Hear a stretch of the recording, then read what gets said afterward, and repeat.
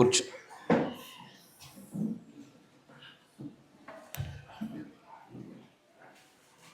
దేవుడికి స్తోత్రములు కలుగును గాక. ఆమేన్. ఇక చూస్తూనే 3వ కూడికి వచ్చేసాం. నాకైతే ఇప్పుడే ప్రారంభించినట్టుగా ఉంది. 2 కూటములు అయిపోయినట్టు కూడా నాకేమనిపించట్లేదు. మీకు అనిపిస్తుందిగా? లేదు, వాక్యం ముందు ఉండేటువంటి ఆ మైమరుపు చాలా గొప్పదయ్యా. ఆ వాక్యపు తాకిడి జరగాలే కానీ సమయము, ఇరుకు, ఇబ్బంది, శ్రమలు, బాధలు, అలసటలు ఏవి కూడా మనము చూడడానికి వీలైనంత రీతిలో పక్కకి నెట్టివేయబడతాయి. వాక్యమునందు ఆనందించగలిగేటువంటి ప్రజలుగా మార్చబడటము చాలా గొప్ప సంగతి. క్రీస్తునందు మేలును బట్టి సంతోషపడతారు. ప్రమాదాలు, ఇరుకులు, ఇబ్బందులు, సమస్యలు, రోగాలు తప్పించబడితే ఆనందపడతారు. కానీ వాక్యాన్ని బట్టి ఆనందపడే ప్రజలు కావాలి. వింటున్నారా? అది అందరికీ సాధ్యం కాదు. ఇప్పుడు ఎన్నడూ కదల్చబడని వ్యక్తి క్రీస్తు వల్ల ఒక గొప్ప లాభం లభించింది అనుకోండి, ఎంతో మేలు చేశాడు అని చెప్తారు. ప్రమాదం కలిగినప్పుడు తప్పించబడి ఇక 2 సెకండ్లలో అటు చచ్చిపోయేది కానీ బతికే మనం అనుకోండి, అప్పుడు బాగా కదల్చబడతాడు, ఆనందపడతారు. ప్రభు యొక్క మేలును బట్టి, భద్రతను బట్టి ఆనందపడే వాళ్ళ సంఖ్య చాలా ఎక్కువ.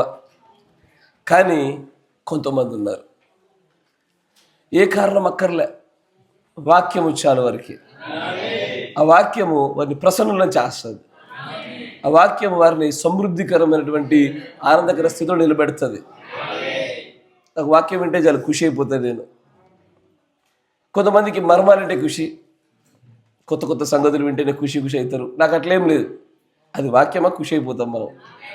ఏమో ఎన్నిసార్లు విన్నా పునరావృతం అయ్యేప్పుడు కొత్త సంగతులు బయటపడుతుంది. కాబట్టి వాక్యం వింటేనే ఆనందపడిపోయేటువంటి భక్తిలోకి రాగలగాల. అప్పుడు ఈ అలసటలు, నిద్రలు ఇవేవి లేకుండా చేయించగలుగుతాం. Praise the lord. అయ్యా, ఉదయకాలంలో విశ్వాసము కదా, విశ్వాసం బాగుందా? సింపుల్గానే ఉందిగా.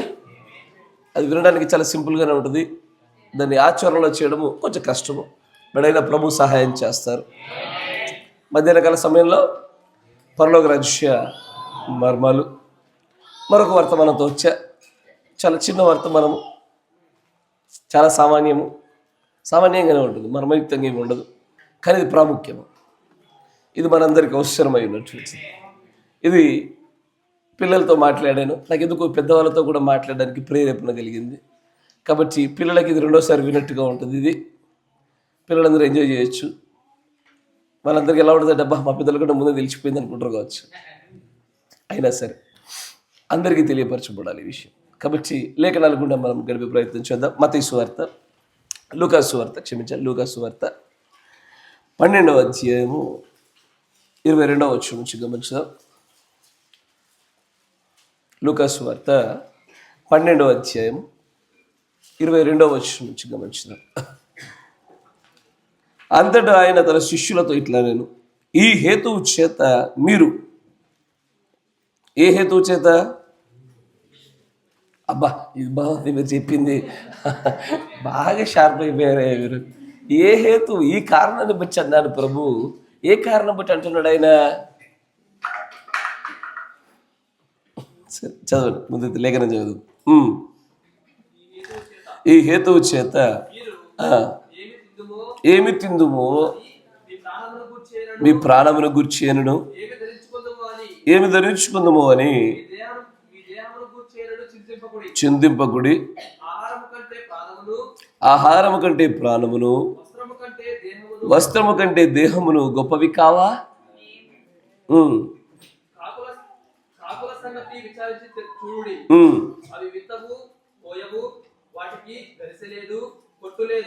అయినను దేవుడు వాటిని పోషించుచున్నాడు. మీరు పక్షుల కంటే ఎంతో శ్రేష్ఠులు. మరియు మీలో ఎవడు చింతించడం వలన మన ఎత్తును ఎక్కువ చేసుకోగలడు.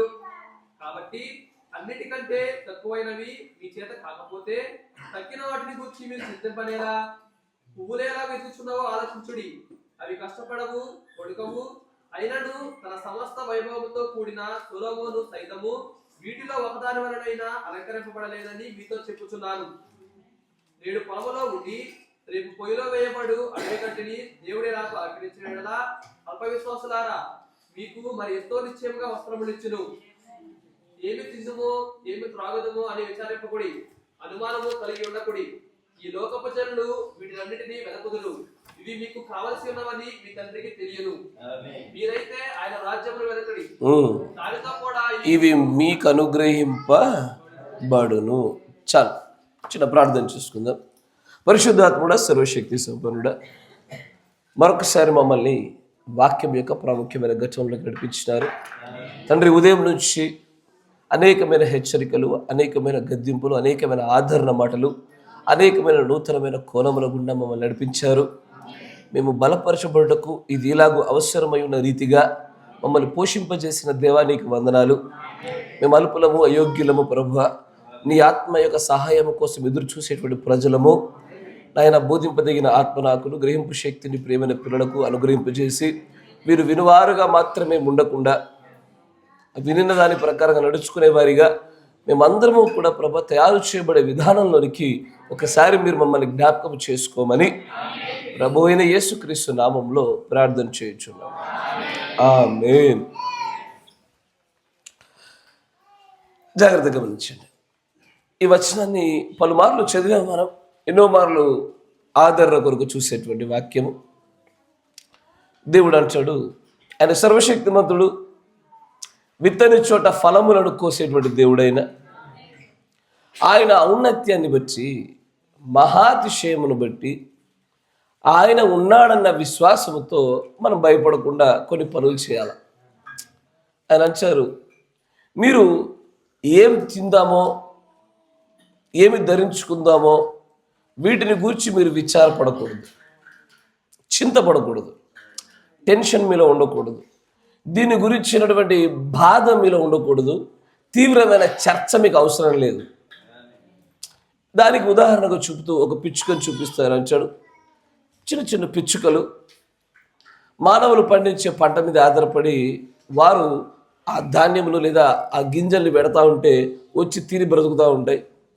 అవి విత్తింది కాదు, కోసింది కాదు, కలుపు తీసింది కాదు.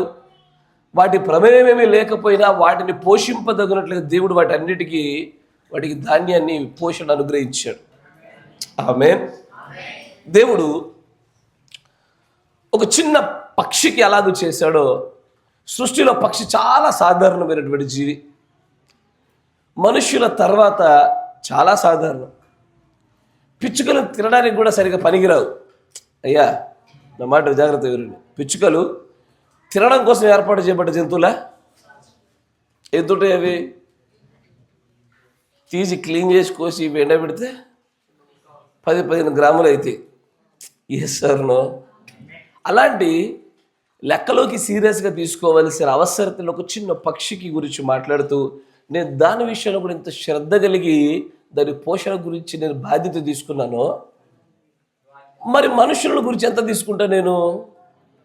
ఆ మనుష్యులలో నా ప్రజల గురించి ఎంత తీసుకుంటా నేను? మరి దానిలో నా ప్రియులను గురించి మరి ఎంతగా తీసుకుంటా నేను? ఆయన పెట్టిన కొలమానాన్ని చూస్తుంటే ఆశ్చర్యం కలుగుద్ది. నేలలో మట్టి నీలా దవ్వి విత్తనాలు విత్తినటువంటి చరిత్ర పక్షులకు కనబడదు. అయినా అవి పోషించబడుతున్నాయి. వాటి విత్తనాలకేమీ కొదువు లేదు, ఆహారంలో ఏమీ లోటు లేదు. తర్వాత అంటాడు దేవుడు గడ్డి పువ్వుని గురించి మాట్లాడుతూ, ఈ గడ్డి పువ్వుని చూస్తుంటే ఎంతో అందంగా కనబడతా ఉంటుంది. సొలొమోను కూడా ఇంతటి వైభవంతో ఎప్పుడు కూడా అలంకరించబడి ఉండలేదు. ఎసర్ను వీటన్నిటి గురించి మాట్లాడుతూ ప్రాముఖ్యమైన కొన్ని వచనాలు చూపిస్తాను చూడండి.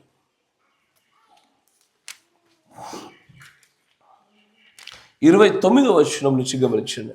ఆయన అంటాడు, ఏమి తిందుమో ఏమి త్రాగుదుమో అని విచారింపద్దు.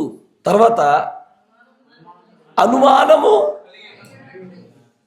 అయ్యా, ఇప్పుడు మనం చదివిన లేఖనాలలో నిజంగా ఇది మనల్ని బాధిస్తుందా? దీనిలో మనం ఇరుక్కుబడిపోయామా? అంత ఇంత కాదయ్యో, విపరీతంగా. నా దగ్గర ఒక పేదవాడు వెళ్తా ఉన్నాడు, నా దగ్గర కొంత అమౌంట్ ఉంది, వాడికి ఇస్తే నాకు చాలదేమో, నాకు సరిపోదేమో. అనుమానం దేని గురించి అనుమానం కలిగి ఉండొద్దు అంటున్నాడు ఆయన. ఈ రోజున ఒకవేళ నేను దాచుకోలేకపోతే రేపటి దినమున నాకు మళ్ళీ లభించదేమో అన్న అనుమానము ప్రజల్లో ఎక్కువైపోయి దేవుడికి ఇవ్వడంలోనూ పిసినారులే, అవసరత కలిగిన పేదవారికి కూడా ప్రేమ చూపడంలోనూ క్రీస్తుని గురించినటువంటి క్రియలు ప్రదర్శించడంలోనూ పిసినారులే. నా మాట వింటున్నారా? చాలామంది గమనించండి, అనేకమైనటువంటి కారణాల కొరకు అప్పులు చేస్తారు, దేవుడి కొరకు అప్పులు చేయరు. అయ్యా నా మాట జాగ్రత్త వినాల. అన్నిటి కొరకు అప్పులు చేస్తారు. ఇల్లు కొందామా, చలో లోన్. బండి కొందామా, లోన్. స్థలం కొందామా, లోన్. పొలం కొందామా, లోన్. ఆరోగ్యం పాడైపోయి హాస్పిటల్లో పడ్డారా, చలో లోన్. అప్పు. లోన్ ఇన్ ద సెన్స్ అప్పు. Sir no.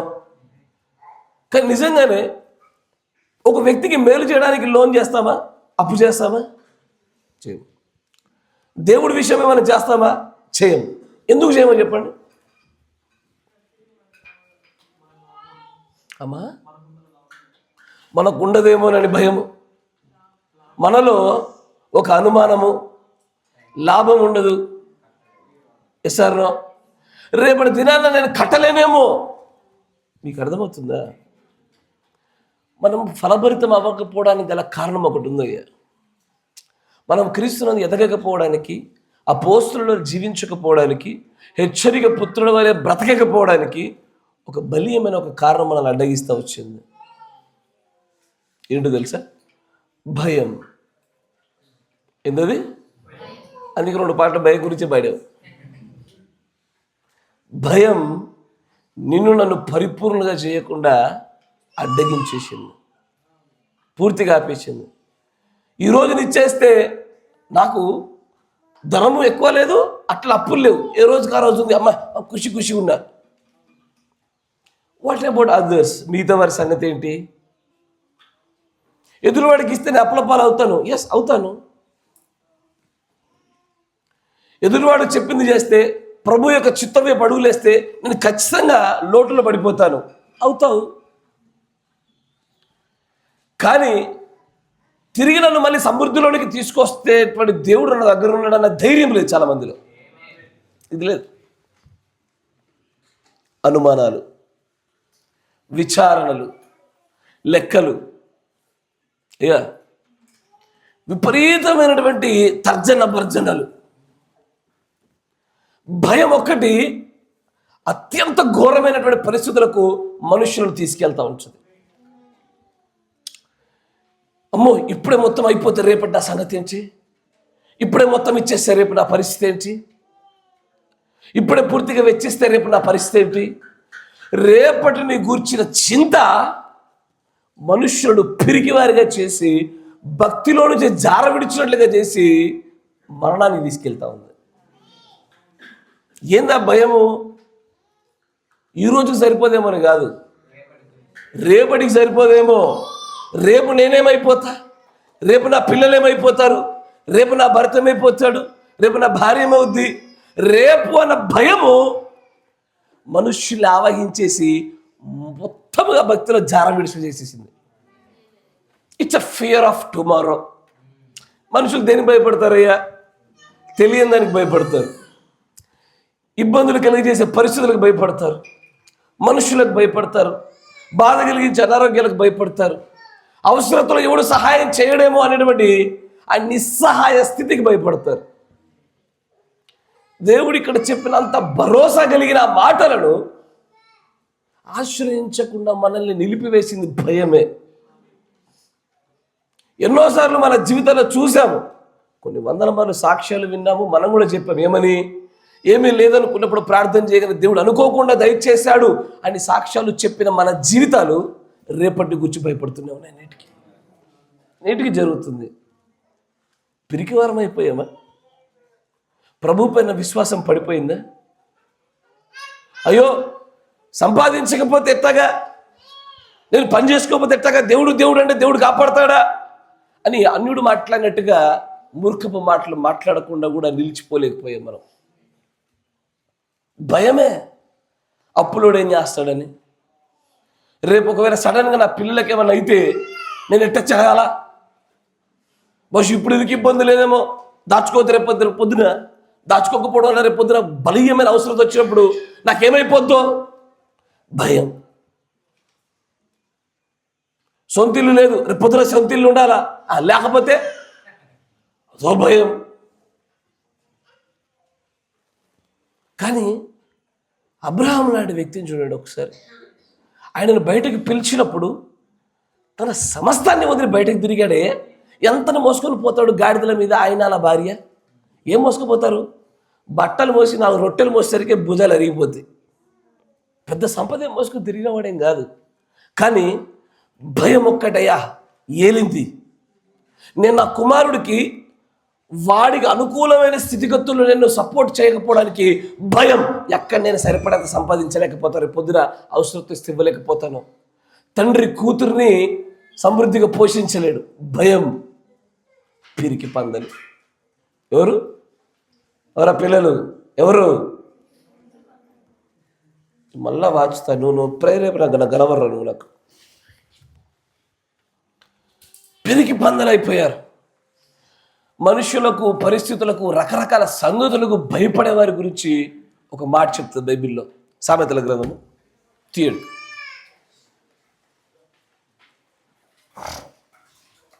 29వ సామెత 25వ వచనం చూడండి. భయపడుట వలన ఏంటి?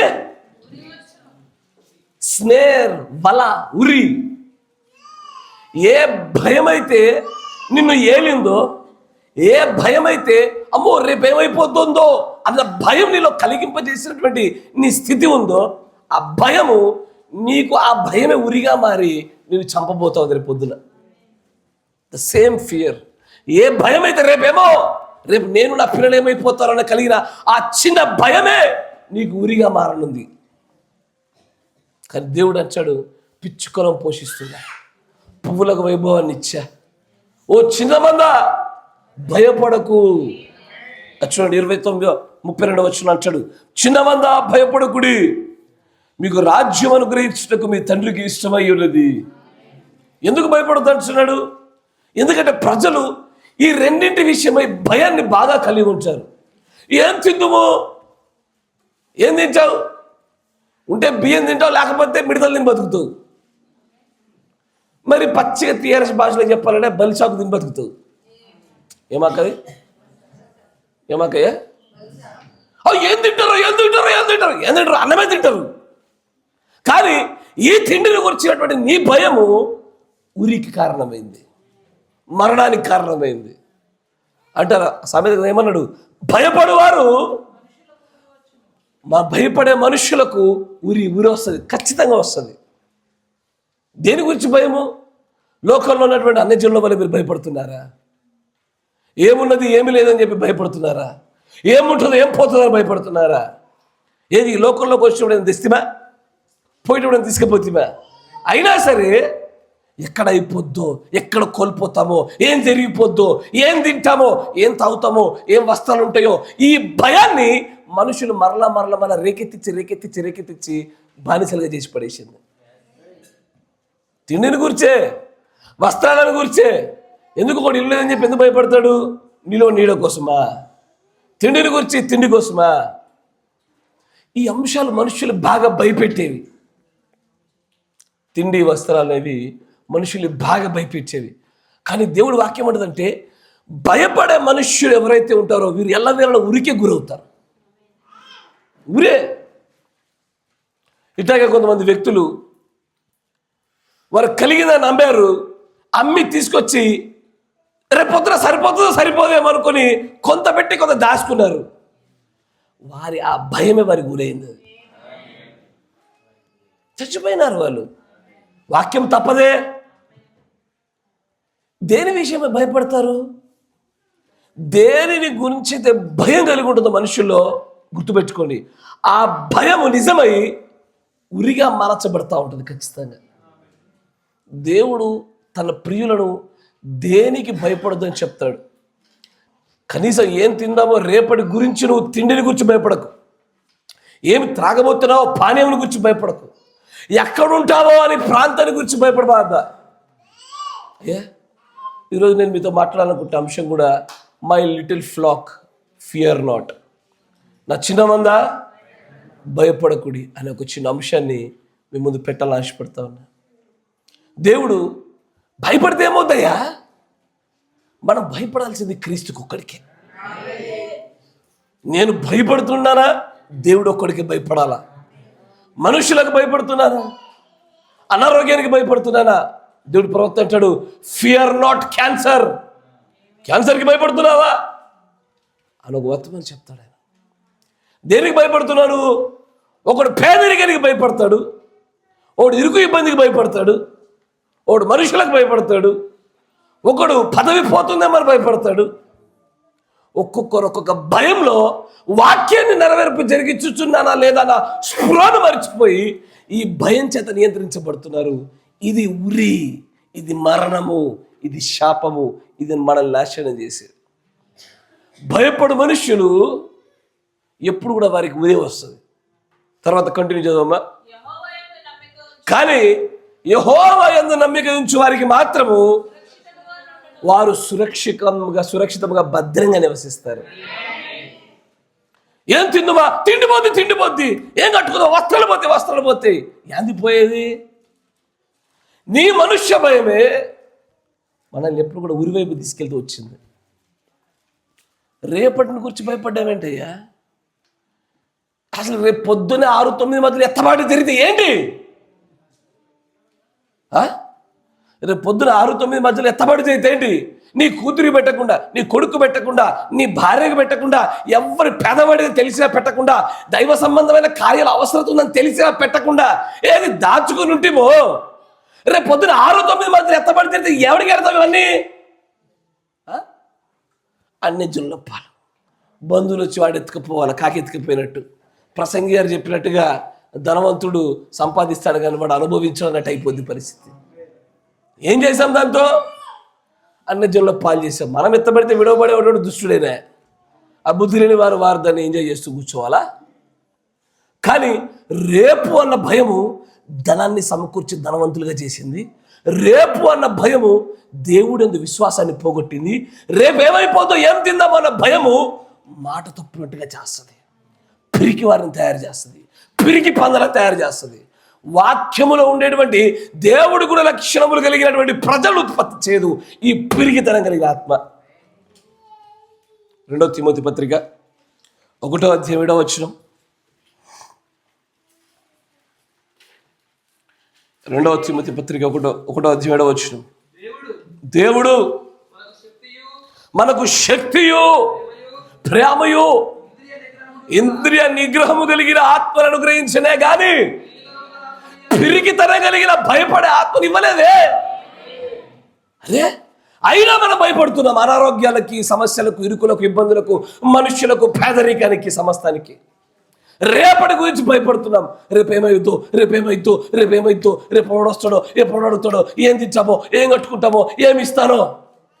ఈ భయము పరిపూర్ణంగా అవడంలో నేను అడ్డగించింది. అదే రెండోది, ఇది ఉరి, ఇది మరణం. ఒక వ్యక్తి యొక్క నాశనమునకు దారి భయపడుట రేపటిని గురించి. దేవుడు తన ప్రజలు తనకు తప్ప మరొక దానికి భయపడ్డాను ఎప్పుడు ఇష్టపడ్డాయినా. నా ప్రజలు నాకు భయపడాలి కానీ అనారోగ్యానికి భయపడకూడదు. నా ప్రజలు నాకు భయపడాలి, పేదరికానికి భయపడకూడదు. నా ప్రజలు నాకు భయపడాలి, మనుషులకు, రాజులకు భయపడకూడదు. ఆయన కోరుకునేది అదే. మీ గృహాలలో సమస్యలన్నీ రేపటిని కూర్చున్నటువంటి భయాలతో స్టార్ట్ అయినాయి. అయ్యా జాగ్రత్త చూసుకోండి. మనందరి కుటుంబాల్లో 99% సమస్యలన్నీ రేపేమైపోతుందన్న భయంతోనే మన కుటుంబాల భక్తి ఎగిరిపోయి అవకతవకలతో కూడుకున్న కుటుంబం ఏర్పడదు. గద్దించితే నా భార్యను, వెళ్ళిపోతే రేపు పొద్దున ఏమైద్దో నా పిల్లల పరిస్థితి, భయం. నా భర్త వాక్య ప్రకారంగా ఎదిరించుదిరా, రేపు పొద్దున నన్ను వదిలేస్తాడేమో భయం. ఎంతటి పిరికివారంటే ఏది అబ్రాహాము సంతానం అని చెప్పుకొచ్చినటువంటి అబ్రాహాము క్రియలను చూస్తున్నప్పుడు భయం లేకుండా అడుగులు వేసిన ఆయన యొక్క ఆచరణను గురించి ఒక్కసారి ఆలోచన చేయలేకపోతున్నాం మనం. భయం పట్టేసింది మనకి, రేవేం జరుగుద్దో, ఎవడేమంటాడో అని. కానీ గుర్తుపెట్టుకోండి, వాక్యం ఏమంటుందో తెలుసా? నీ మనుష్యులను, భయపడు మనుష్యులకు ఖచ్చితంగా ఉరి వస్తుంది, స్నేర్ వలొస్తుంది. ఆ భయం దేని గురించి? భయము రేపేం తింటామో అని భయపడి ఈ రోజున వాక్యం నిర్లక్ష్యం చేస్తే తినేదేం లేదు, మనం మన్ను తప్ప. నా మాట వింటున్నారా? దేవుడు తన ప్రజలకు ఆయా కాలాలలో కూడా ఎప్పుడు కూడా నువ్వు భయపడొద్దని ఒక గొప్ప నియమాన్ని పెట్టాడు. భయపడితే కదా చచ్చిపోతాం మనం. నా మాట వింటున్నారా? శత్రువులో యుద్ధం జరిగిన తర్వాత వచ్చే ఓటమి కాదు, భయమే ఓటమి. దేవుడు తన సేవకులకు చెప్పినటువంటి ఆ ప్రాముఖ్యమైన సిద్ధాంతాలు చూడాలి, ఆ మాటలు చూడాలి. యెహోషువ గ్రంథం 1వ అధ్యాయం. యెహోషువ గ్రంథం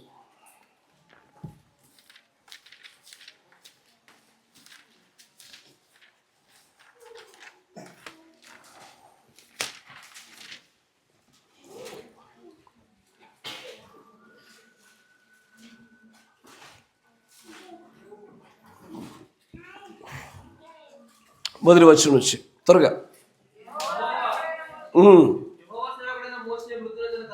మోషే మరణించాడు. మోషే ప్లేస్లో యెహోషువ వచ్చినాడు. జాషువా, యెహోవా నూను కుమారుడును మోషే పరిచారకుడునైనా యెహోషువకు ఇలాగు సెలవిచ్చెను,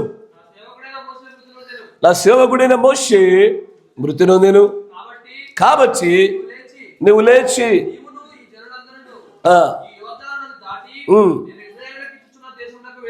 ఎస్ మీరు అడుగుపెట్టు ప్రతి స్థలమును మీకు ఇచ్చుచున్నారు. అరణ్యమును ఈ లెబానోను మొదలుకొని మహానది అయిన యూఫ్రటీస్ నది వరకు, గిత్తీల దేశమంతయు పడమట మహాసముద్రం వరకును మీకు సరిహద్దు. నీవు బ్రతుకు దినములన్నిటను ఏ మనుషుడును నీ ఎదుట నిలవలేకయుండును. నేను మోషేకు తోడై ఉండినట్లు నీకును తోడై ఉందును. ఎన్ని వాగ్దానాలు చూడండి. మోషేకి వాగ్దానం చేసినట్టుగా భూమి నీకు ఇస్తా, డోంట్ వర్రీ. మోషేకు తోడైనట్టుగా నీకు తోడుంటా, భయపడకు, నువ్వు అన్నీ చేస్తాను.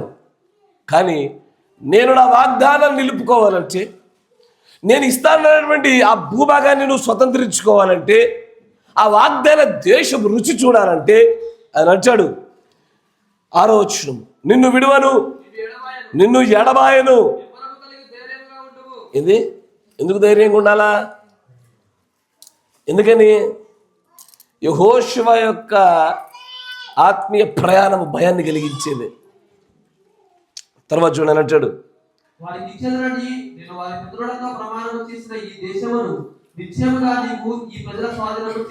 నువ్వు ఖచ్చితంగా మోషేకి ఇవ్వబడినటువంటి ఆ కమిషన్ని నువ్వు పూర్తి చేస్తావు, ఏ అనుమానము లేదు దాంట్లో.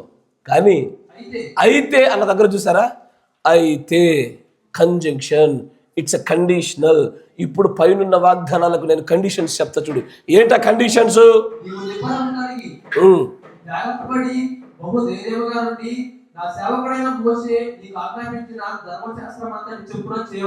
ఇది అతి గొప్ప నియమం ఏంటో తెలుసా? నిబ్బరం కలిగి ధైర్యంగా ఉండి జాగ్రత్త పడి మోషే చెప్పిన దాంట్లో నువ్వు పడిపోకుండా జాగ్రత్త పడు. తర్వాత 9వ వచనం చూడండి, నేను నీకు ఆజ్ఞ ఇచ్చిస్తున్నాను కదా,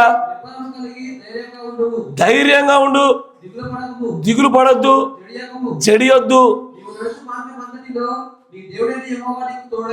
ఎప్పుడు నేను భయపడకుండా, నేను ధైర్యముగా, నేను విశ్వాసముతో అడుగులు వేస్తే నాకు తోడుగా ఉంటాడు. కానీ పిరికివాడిలాగా భయపడేటువంటి ఒక మనస్తత్వాలు ఉంటే నాకెందుకు తోడు ఉంటాడు ఆయన? మనుష్యులు ఎదుట భయపడినా, ఏం తిందామో తింది ఎదుట భయపడినా, ఆ ఏం కట్టుకుంటామో వస్త్రాల విషయంలో భయపడినా, అయ్యో నా పిల్లల భవిష్యత్తు ఏమైపోతుందో అని, అయ్యో మేము ఎక్కడ నిలబడిపోతామోనని, రేపటిని గూర్చినటువంటి చింత, భయము దేవుడు మనకు తోడుగా ఉండకుండా ఆపేస్తా ఉంది. దేవుడు దాన్ని అవమానంగా చూస్తాడు. తన ప్రజలు తన మీద ఆధారపడి తనకు భయభక్తులు కలిగి ఉండాలని కోరుకుంటాడే కానీ తిండికి భయపడు, వస్త్రాలకు భయపడు, మనుషులకు భయపడు, శత్రువులకు భయపడమని ఎన్నడూ దేవుడు తన ప్రజలకు చెప్పడే. కానీ అయినా వీటిని గురించి భయపడేటువంటి ప్రజలు లేకపోలే. ఈ రోజున దేవుడి విషయం అనేకమైన పనులు చేయలేం మనం. దేనికంటే భయం. భయం ఎంత భయం అంటే కట్టగలుగుతామో లేదో, చేయగలుగుతామో లేదో, పూర్తి చేయగలుగుతామో లేదో. ఇట్లాగూ భయము కలిగిన వారు ఎవరైతే ఉంటారో, అయ్యా నా మాట జాగ్రత్తగా, పేదోడికి సాయం చేయకుండా అమ్మో రేపొద్దున వాడికి సాయం చేస్తే నాదైపోతుందేమో అని భయపడ్డారు. దేవుడి విషయమై చేయమంటే అమ్మో నేను ఎక్కడ అప్పుల పాలైపోతానేమని చెప్పి భయపడ్డ వాళ్ళు కూడా లేకపోలే. కానీ గుర్తుపెట్టుకోండి, భయపడ్డ వారికి ఉరి వెంబడించినట్లుగా భయపడ్డవారు దేని విషయం భయపడ్డారో అదే జరుగుద్ది. నా మాట మీకు అర్థమవుతుందా? ఇస్తే నేను ఎక్కడ పేదోళ్ళు అయిపోతానో, ఎక్కడ నేను ఇబ్బంది పడతాను, ఇరుకులు పడతాను అని భయపడ్డవాడు ఉన్నాడో, ఆ భయపడ్డవాడి గురించి దేవుడు ప్రవక్త మాట చెప్తాడు. యోబు గ్రంథము 3వ అధ్యాయం 25వ వచనం.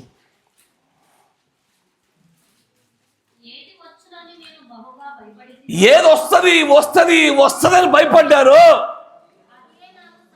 అదే నాకు జరిగింది. నేను ఇట్లా చేస్తే పేదరికం వస్తాను భయపడ్డా, పేదరికం వచ్చింది. ఇట్లా చేస్తే నా కుటుంబం శిక్షించబడతాను నమ్మాను, భయపడ్డాను, అదే జరిగింది. ఇట్లా చేస్తే అనారోగ్యం కొడుతుందని నమ్మాను, అదే జరిగింది. దేని విషయంలో మన భయం ఉంటుందో ఆ భయం ఖచ్చితంగా వచ్చి తీరుద్ది. దేవుడి ప్రజలకు భయానికి సంబంధం లేదయ్యా. పరిపూర్ణమైన ప్రేమలో భయం ఉండదు. అసలు భయం మన వల్ల రాదు, మనకు సంబంధించింది కాదు. భయం దుష్టుడిది, తప్పిదాలు చేసేవాడిది, పాపాలు చేసేవాడిది. ప్రభువునందు నిలబడిన వాడు భయపడాలా.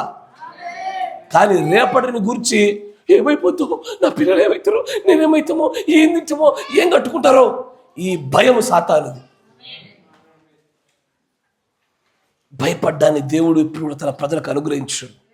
యోబు అంటాడు, నేను దేని గురించి భయపడ్డా, ఏమో నా పిల్లలు ఎక్కడ తప్పు చేస్తున్నారో, ఎక్కడ పాపం చేస్తున్నారో, ఎక్కడ ఈ భోజనం తర్వాత దేవుని గురించి ఎక్కడ చెడ్డ మాటలు పలుకుతున్నారో, శాపవాసలు ఎక్కడ పలుకుతున్నారో అని భయపడుతూ ముందుగానే బలులు ఇస్తూ వచ్చాను. అదే జరిగింది. లాస్ట్కి దేవుడు ఉగ్రత వచ్చా. ఏ ఉగ్రతకైతే భయపడ్డానో ఆ ఉగ్రత వచ్చేసింది. ఇక మరొకసారి మాట చూడండి. ఏది వచ్చునని నేను బహుగా భయపడితినో, అయ్యో నేను భయపడ్డదే నాకు వచ్చిందే. మేము విడిపోతాం అనుకున్నాం, విడిపోతారు. మేము ఓడిపోతాం అనుకున్నారు, ఓడిపోతారు. కోల్పోతాం అనుకున్నారు, కోల్పోతారు. అయ్యో మేము అనారోగ్య పాలవుతాం అనుకున్నారు, అనారోగ్య పాలవుతారు.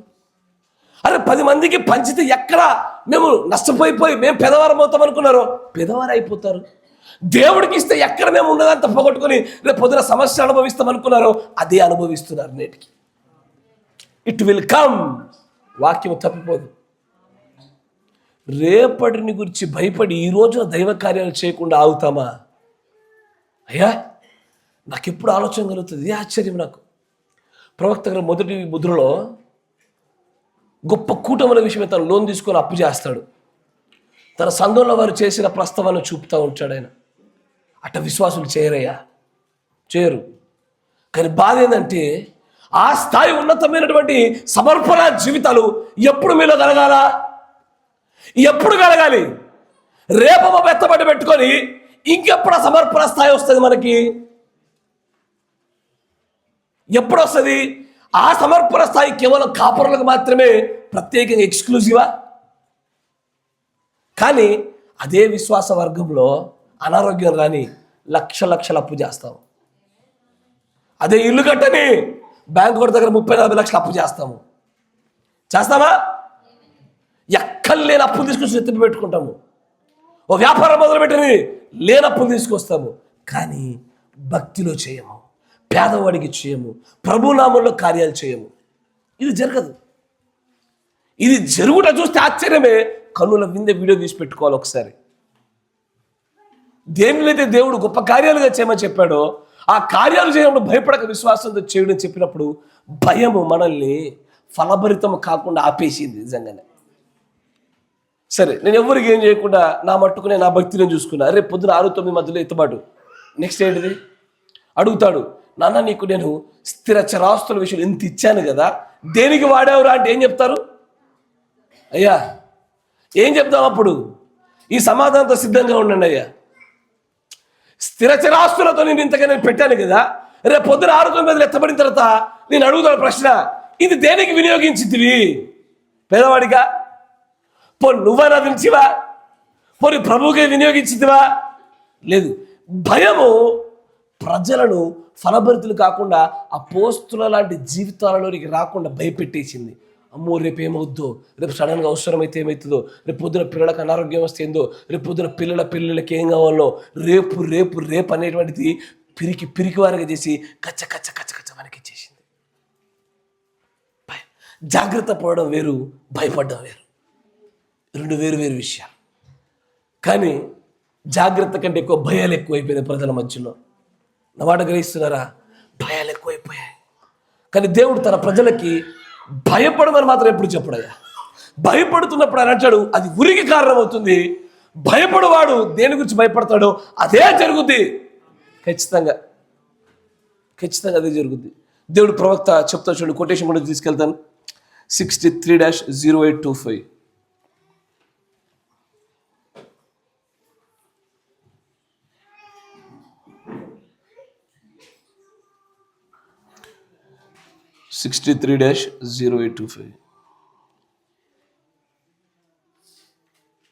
ఈ పర్ఫెక్ట్ ఫెయిత్.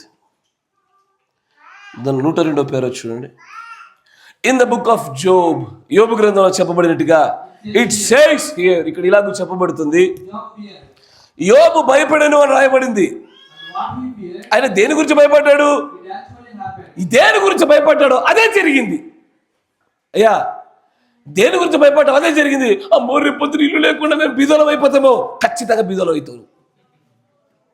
అంటే వాక్యం మీద నా నమ్మకం, అది నాకు వాక్యం పట్ల అది నెరవేర్పు జరుగుద్దన్న పూర్ణ విశ్వాసం. అది నువ్వు దేని గురించి భయపడతావు జరిగి తీరుద్దయ్యా. తర్వచ్చు ఏం తీసుకొచ్చింది? అది ఆయన భయమే ఆయన పొందిన ఆ సమస్యలకు కారణమాయను. ఆమేన్. తర్వాత చూడండి, అసలు యోబుకు కలిగిన శ్రమలు, ఇరుకులు, ఇబ్బందులన్నిటికీ కారణము భయమే. ఆయన భయమే.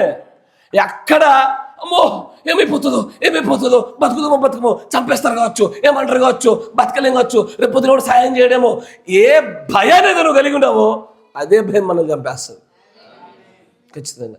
తర్వాత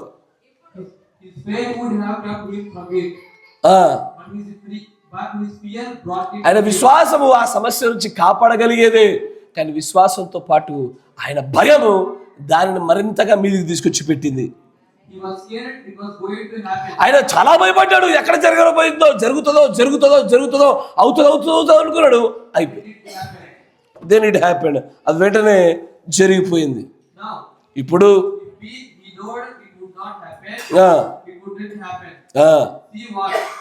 చూడు ఇక్కడ ఏం జరుగుతుందో, దీని అర్థం ఏమైందో చూడండి. నువ్వు ప్రార్థన వరుసలో దేని గురించి అయితే నువ్వు భయపడుతూ వస్తావో, బహుశా భయం ఉన్న చోట విశ్వాసం సరిపడేంతగా లేదని అర్థం.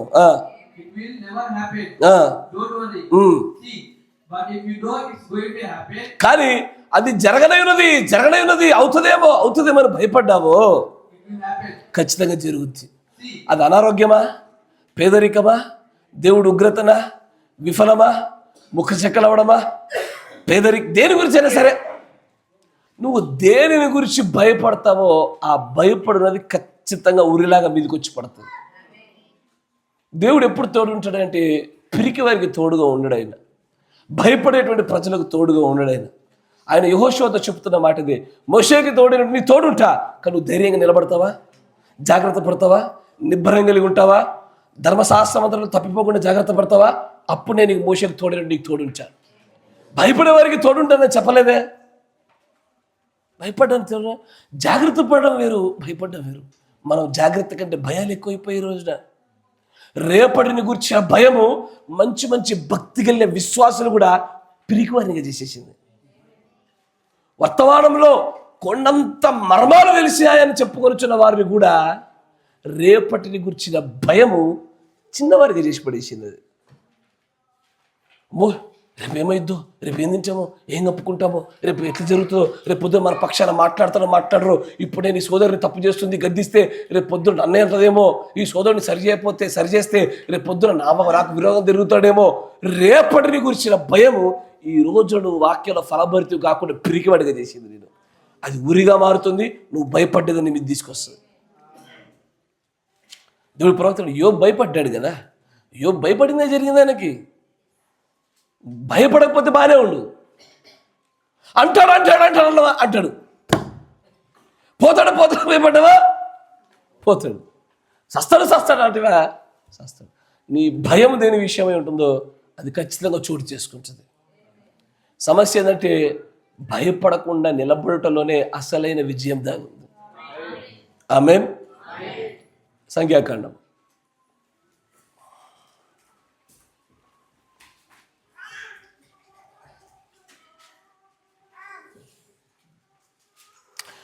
'ఇప్పుడు వర్తమానం చేయండి, దానిలో ఇంకొంచెం ముందుకు పోదాం. ఇది ప్రవక్త చాలా చక్కటి మాటలు చెప్పిన 104 దాంట్లో 104 పేరు చూడండి. మీరు కావాలంటే అయ్యా మంచిగా రాలా, నువ్వు ఏ మెడికల్ డాక్టర్ అయినా అడుగు, ఆయన నిన్ను ఏమని చెప్తాడు తెలుసా? ఒక డాక్టర్ దగ్గరికి వెళ్తే ఏమని చెప్తాడు? నేను ఇచ్చే మందుల పేరు నీకు నమ్మకం ఉంటేనే వేసుకో. తర్వాత ఒకవేళ నేను ఇచ్చే వైద్యుడికి నమ్మకం లేదా, నువ్వు దీన్ని వదిలేయడం మంచిది అంటాడు. ఇప్పుడు నేను వైద్యం చేస్తున్నా, ఏమవుతుందో అవుతుంది. నేను ఒకసారి ఇట్టాగే ఒక పేషెంట్కి ఇంజక్షన్ ఇస్తుంటప్పుడు వాడికి ఏం లేదు, నేను ఊరికే వామిటింగ్ వస్తాడు అనిపిస్తుందా, వస్తుందంటే వాడు అన్న లేని కూడా తెప్పించినట్టుగా అన్నాడు. అన్నిసార్లు అడుగుతుంటే అది ఒక స్ట్రాంగ్ యాంటీబయాటిక్ ఇస్తున్నప్పుడు ఏదైనా రియాక్షన్ అవుతుందేమో, వాంతి వస్తుందని అడుగుతుంటే 4 సార్లు అడగనే అన్న రాంది కూడా వచ్చేటట్టుంది నువ్వు అడుగుతుంటే, నిజమా? వాటి నమ్మకాన్ని దెబ్బతీస్తుంది అనవసరంగా, వాటిలో భయాన్ని కలిగింపజేశా. రాకుండా ఉంది, అంత బాగానే ఉంది అనుకున్నాను నేను, వస్తుంది అని భయం లేకపోయింది నేను అడిగి. అన్న రాంది కూడా నువ్వు అంటే అచ్చినట్టు చేస్తున్నావే అన్నాడు. ఆబ్వియస్లీ భయపడునదే జరిగించబడును. ఇది దేవుడు పెట్టిన అత్యంత గొప్ప నియమం. ఇది నువ్వు దేని విషయమే భయపడతావో ఆ భయాన్ని నువ్వు పూర్ణముగా జయించుటకై కావాలని ఇస్తాడు. మీకు అర్థమైందా? ఇప్పుడు ఉదాహరణకి ఇగో ఈ పెన్ను ఉంది, మెరిసి ఈ పెన్ అంటే పిల్ల భయపడుతుంది, అన్న అంటది.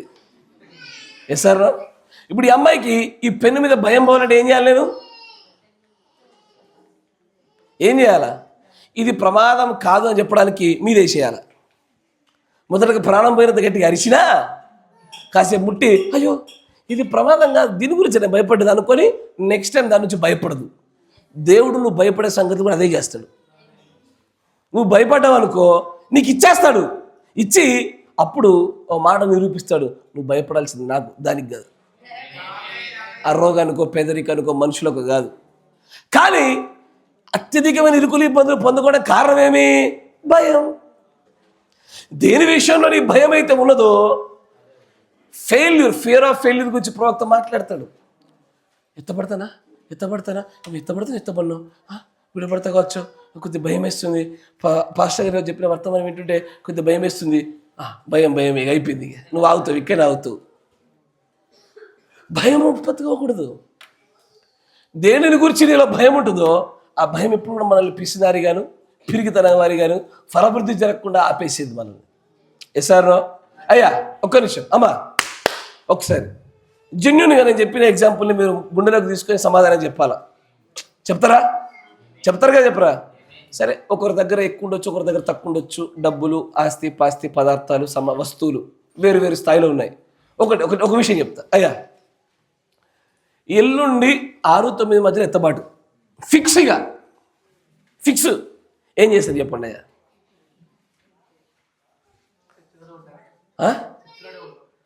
చర్చిలో ఉంటావు, సంపాదన విషయంలో భయం కలిగిందానికి గాడ్ బ్లెస్ యు బేట. కాదు, ఏం చేస్తాము? చేతులు దాచిపెట్టుకుంటామా? ఎట్లా మేలు చేస్తాం ప్రజలకి?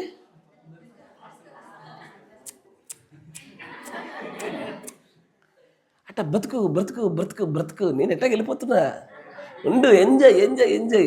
నీకు ఆరోగ్యం బాగాలేదా, తీసుకో. నీకు బండి కావాలా, తీసుకో అంటామా? ఎప్పుడు? ఎల్లుండి తర్వాత ఇంకోటి లేదు కాబట్టి నీకు ఆ ధైర్యాన్ని కలిగింపజేసింది. మరి ఇప్పుడు అలాంటి ఉదారతనము సమర్పణ జీవితం అంత ఎందుకు లేదు? రేపటిని గురించిన భయము.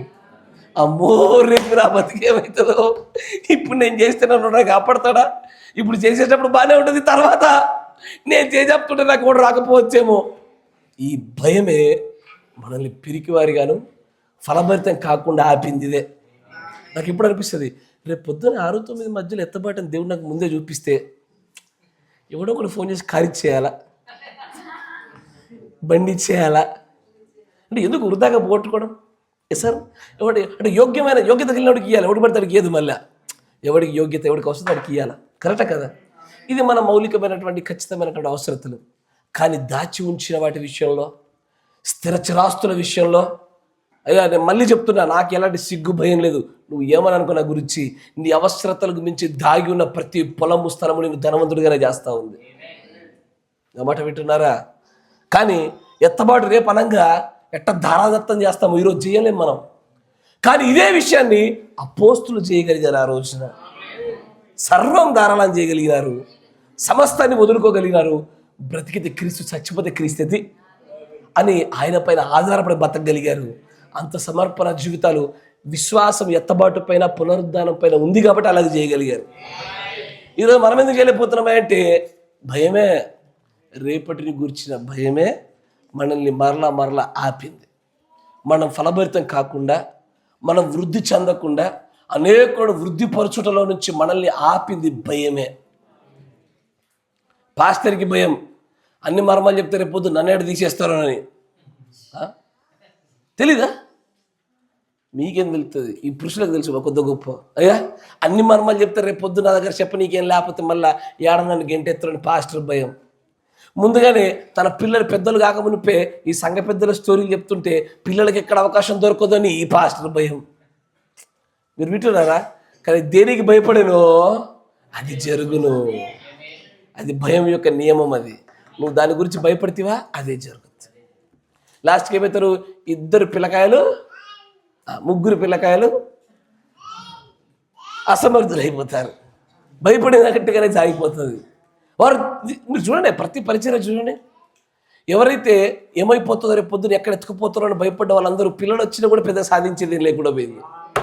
భయపడిందే జరిగింది ఈ రోజున. అదే భయపడ ధారాళంగా ప్రభా నీ ఇష్టం, ప్రభా నీ ఇష్టం అని ఆయన చెప్పిన చిత్త ప్రకారం నడుచుకుంటూ పోతుంటే పోషింపజేయవాడు ఆయన. దేవుడు ఈ భూలోకంలో నీకు నాకు ధనాన్ని, ఐశ్వర్యాన్ని వాగ్దానం చేయలే, ఆయన నిత్యత్వాన్ని వాగ్దానం చేశాడు. అక్కడ ధనవంతులు ఉంచుతానన్నాడు ఆయన. కానీ ఇక్కడ నువ్వు భయపడ్డడికి చేసి చూడు, అమ్మో దేవుడికి ఇస్తే రేపు పొద్దున అవసరం పడితే ఎట్టా, పిరికి వారిగా చేసింది, మనల్ని భయక్రాంతులుగా చేసింది. చూడండి సంఖ్యాకాండం ఇక్కడ చూడండి, ఆయన అంటాడు డాక్టర్ విషయంలో కూడా, నేను ఇచ్చే వైద్యం పట్ల నీకు నమ్మకం ఉందా, నువ్వు చెయ్యి, లేదా నువ్వు ఏమాత్రం దాన్ని తీసుకోబాక. Sure, what is then? అదేంటిది? Faith that does the healing. It's a faith does it all the time. విశ్వాసమే మనల్ని బ్రతికింపజేసేది. రేపటి దినంలో దేవుడు అనుగ్రహిస్తాడనియు, స్వస్థత ఆయన ఇస్తాడనియు, రేపు కావాల్సిన పదార్థాలు, వస్త్రాలు ఆయన దయచేస్తాడని ఈ విశ్వాస ప్రయాణం అబ్రహాం చేశాడు. మనం కూడా చాలా ఆశపడుతున్నాడు. కానీ వెనకాల దాచుకొని మూలకు కూర్చున్న పొల స్థలాల వల్ల దాని మీద విశ్వాసాలు పెట్టుకోమని కాదు. ఇది దేవుడి పిల్లల లక్షణాలు కావివి, అబ్రహాం సంతానం లక్షణాలు కావివి. తర్వాత చూడండి సంఖ్యాకాండం 13వ అధ్యాయం 30వ వచనం చూద్దాం.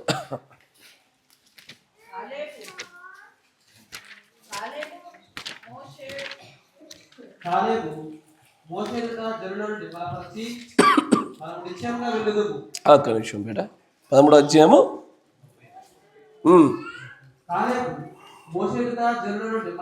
ఏం జరిగింది ఇక్కడ? యెహోషువ కొంతమంది వ్యక్తులను పంపించాడు. సార్ వేగుల వారిని పంపించాడు.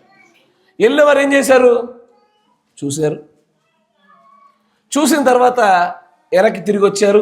మంచి ఫలభరితమయ్యేటువంటి స్థలము, యెహోవా మనకు వాగ్దానం చేసింది అద్భుతమైనటువంటి ఆశీర్వాదం అని నమ్మారు, చూశారు, రుచి చూశారు వాళ్ళంతా. తర్వాత చదువు నాన్న. కాలేబ్ అంటాడు, ఖచ్చితంగా మనం వెళ్దాం. స్వాధీనపరచుకుందు. మనం స్వాధీనపరుచుకుందాం. దాన్ని జయించుటకు మన శక్తి చాలు. మనకు శక్తి చాలా, దేవుడు ఇచ్చిన శక్తి సరిపోద్ది. అయితే అతనిగా కూడపోయిన ఆ మనుషులు ఆ జనులు మనకంటే బలవంతులు. అమ్మో, భయం వచ్చేసింది. వాళ్ళు మనకంటే బాగా బలం కలిగిన వాళ్ళయ్యా. మనకు వారి మీదికి పోజాలబడేది. వాడితో మనకేడైతుంది? అవతలోడికి చాలా మంది స్థలాల గురించి అమ్మకాలు జరిగినాడు సపోర్టు. ఆడొక్కడిని జరిగించడం మనకు అవుతుందా? కాదు, ఆడ మనకంటే బలవంతుడు అయిపోయా. మరియు వారు తాము సంచరించి చూసిన దేశమును గురించి ఇశ్రాయేలీయులతో చెడ్డ సమాచారము చెప్పి మేము సంచరించి చూసిన దేశము తన నివాసాలను పక్షించు దేశము. దానిలో మాకు కనబడిన జనులందరూ ఉన్నత దేవులు. అక్కడ నెఫీలీల సంబంధమైన అనాకు వంశపు నెఫీలీలను చూచితిమి. మా దృష్టికి మేము విడుదల వలె ఉంటిమి, వారి దృష్టికి అట్లే ఉంటిమి. ఇప్పుడు భయం కలిగింది. వారి దేహములను చూసి, వారి సైన్య సంపదలో వాళ్ళ శక్తిని చూసి భయపడిపోయి ఇంకో 2 మసాలాలు కూడా జోడించి చెప్పారు వాళ్ళు. చెడ్డ సమాచారం. వాళ్ళు మనుషులను తినేటోళ్ళు, మనం పోతే మనం కూడా తింటారు. వాళ్ళలోనే వాళ్ళు పీక్కొని తింటారు, మనం పోతే వదులుతారు అని 2-3 మసాలాలు తెలిసి మరి కొత్త సమాచారం చెప్పారు. ఇంతకీ ఆ ఇరువురు అంటే ఇద్దరు కాకుండా మిగిలిన 10 మందిలో కలిగింది ఏంటది? భయము. అది వారికి అవిశ్వాసానికి కారణమైంది. కానీ మంచిగా వినండి, ప్రవక్త గారు చెప్పిన మాటే చెప్తా, ఎగ్జాక్ట్ డిటో చెప్తా. 40 ఏళ్ళు అరణ్యములో వారు ప్రయాణం చేస్తున్నప్పుడు వారి ఆకలి దప్పులకు ఏ కొదువ లేకుండా కుమ్మరించబడిన పరలోకపు మన్నా వారు నిలిచిపోవడానికి ఈ పిరికి పందల భయమే కారణమై వాగ్దాన దేశంలో మన్నా లేకుండా పోయింది ఈ కార్యాన్ని బట్టే అన్నాడు ఆయన. మాట వింటున్నారా? వాగ్దాన దేశం అడుగు పెట్టగానే మన్నా కురియుట ఆగిపోయింది. ద సేమ్ డే చూపిస్తే చూడు, జాగ్రత్తగా గమనించాడు. 62-0117.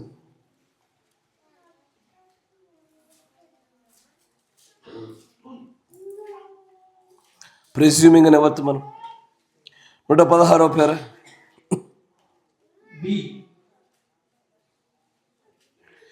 We are just presuming that we are running all right. Because God is blessing.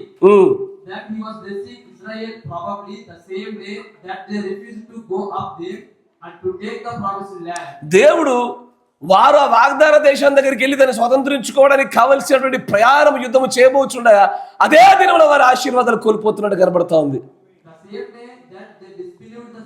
వారు ఎన్నడైతే వారు వేగులు చూసే వారిని వారు ఒక్కసారి అపనమ్మకమును చూపించి ఉన్నారు, ఆ రోజే రాత్రిపూట మన్నా కురిసింది. వారందరూ కూడా దేవుడి చిత్తానికి బయట ఉన్నారు. వారందరూ కూడా అక్కడ మరొక యుద్ధము వారందరూ కలిసి వచ్చేంత వరకు ఎప్పుడు జరగలేదు. ఇంకొచ్చిన తర్వాత మీరు ఇంటికెళ్ళ ముందు చదువుకోండి, అద్భుతంగా చెప్తాడు. అని అంటాడు, వారి మన్నా ఇన్ని సంవత్సరాలు కుర్చీ వచ్చింది. వారు భయపడి పిరికి వారిగా ఆ వాగ్దాన దేశాన్ని స్వతంత్రించుకోవడంలో వెనక్కి జరగగానే కురిసిన మన్నా ఆగిపోయింది. ఏది కారణము? పరలోక మన్నా. ఎవ్వడు తినటువంటి దేవదూతల ఆహారం అది. ఏది ఆపునట్లుగా చేసింది? అవిధేయత చూపినప్పుడైనా సరే దేవుడు వారిని కొట్టి తాపకరమైన సర్పాలు పంపించి బుద్ధి కలిగింపజేసైనా సరే ఇచ్చాడు. కానీ వారు పిరికి వారి వల్ల భయపడి అవిశ్వాసం పెట్టుకున్నప్పుడు మాత్రము ఇక ఆపేశాడు ఆయన. It's done.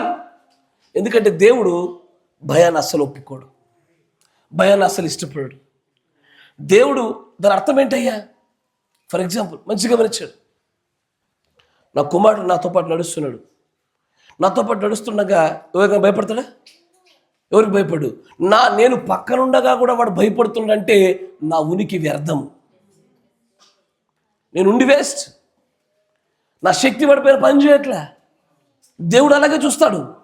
సర్వోన్నతుడు మన పక్షం ఉండగా మనం రేపటి గురించి భయపడ్డామా? మనం భయపడుతున్నామంటే దేవుడి యొక్క ఉనికి వల్ల కలిగిన విశ్వాసము, ఆ ధైర్యం ఏది మనలో లేదే. తాను గొప్పవాడిగాను తాను ఉండడం వల్ల తన ప్రజలు ధైర్యముగా సింహం వల్ల నివసించాలని ఆశపడుతున్న దేవుడికి ఆయన ఉండగానే మనం భయపడతా ఉంటే ఇక ఆయన ఉండే లాభం? ఇసారా అయ్యా, మీ పిల్లలు భయపడుతుంటే ఏమంటారు? అయ్యా తండ్రు డాడీ ఉండగా భయపడతారా? డాడీ ఉన్నాడు చూడు, డాడీ ఉన్నాడు చూడు అంటారా? అనరా? వాడు ఒక్కసారి వెనక తిరిగి నువ్వున్నా కూడా భయం వేస్తుంది అన్న వరకు ఏమంటారు? ఎట్లుంటుంది ఒకసారి? మొన్నటికి ఒకసారి స్కూల్కి వెళ్తుంటే జానగా లేచి నిలబెడుతుంటాడు, మామూలు గంటే భయపడ్డాడు. మాకే షేమ్ఫుల్ అనిపించింది, మేముండగా మామూలు గంటే భయపెడుతుంది మేడం అని. పాస్టర్ని నేను కానా తండ్రి ఒక పక్కన ఉండగా మా ముందాడు గజగజ వణుకుతున్నాడు. బయటకు వచ్చాక ఏమైందంటే భయం వేసింది అనబట్టే ఆడోడి భయపడాలా? ఇది ఎట్లుందంటే మనం జీతం ఇచ్చి పిల్లల్ని భయపెట్టించుకున్నట్టుంది. మనం ఎదుట భయపడుతున్నారంటే దాని అర్థం మన ఉనికి వ్యర్థము. దేవుడు ఉండగా రేపటి గురించి భయపడుతున్నామంటే మన భక్తి వ్యర్థమే. దేవుడు మనకు ఉండడంలో పెద్దగా కలిగిన లాభం ఏమీ లేదుగా. Sir praise the Lord. భయం ఎప్పుడు కూడా మనల్ని పాపాల వైపు తప్పిదాల వైపు నెట్టేస్తుంది. విశ్వాసం ఒకటే మనల్ని యెహోవా యందు నమ్మకం కలిగిన వారిని సురక్షితంగా నిలబెడుతుంది. సార్ అది కారణం.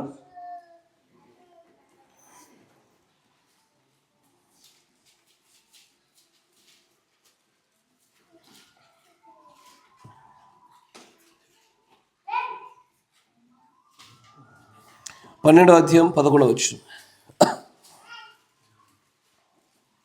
అతడు ఐగుప్తులో ప్రవేశించుటకు సమీపించినప్పుడు అతడు తన భార్య అయిన శారయితో, ఇదిగో నీవు చక్కని దానివని ఎరుగుదురు, ఐగుప్తీయులు నిన్ను చూచి ఈమె అతని భార్య అని చెప్పి నన్ను చంపి నిన్ను బ్రతకనిచ్చెదరు. ఇంతకీ ఐగుప్తులు ఎందుకు వెళ్ళాడు ఆయన?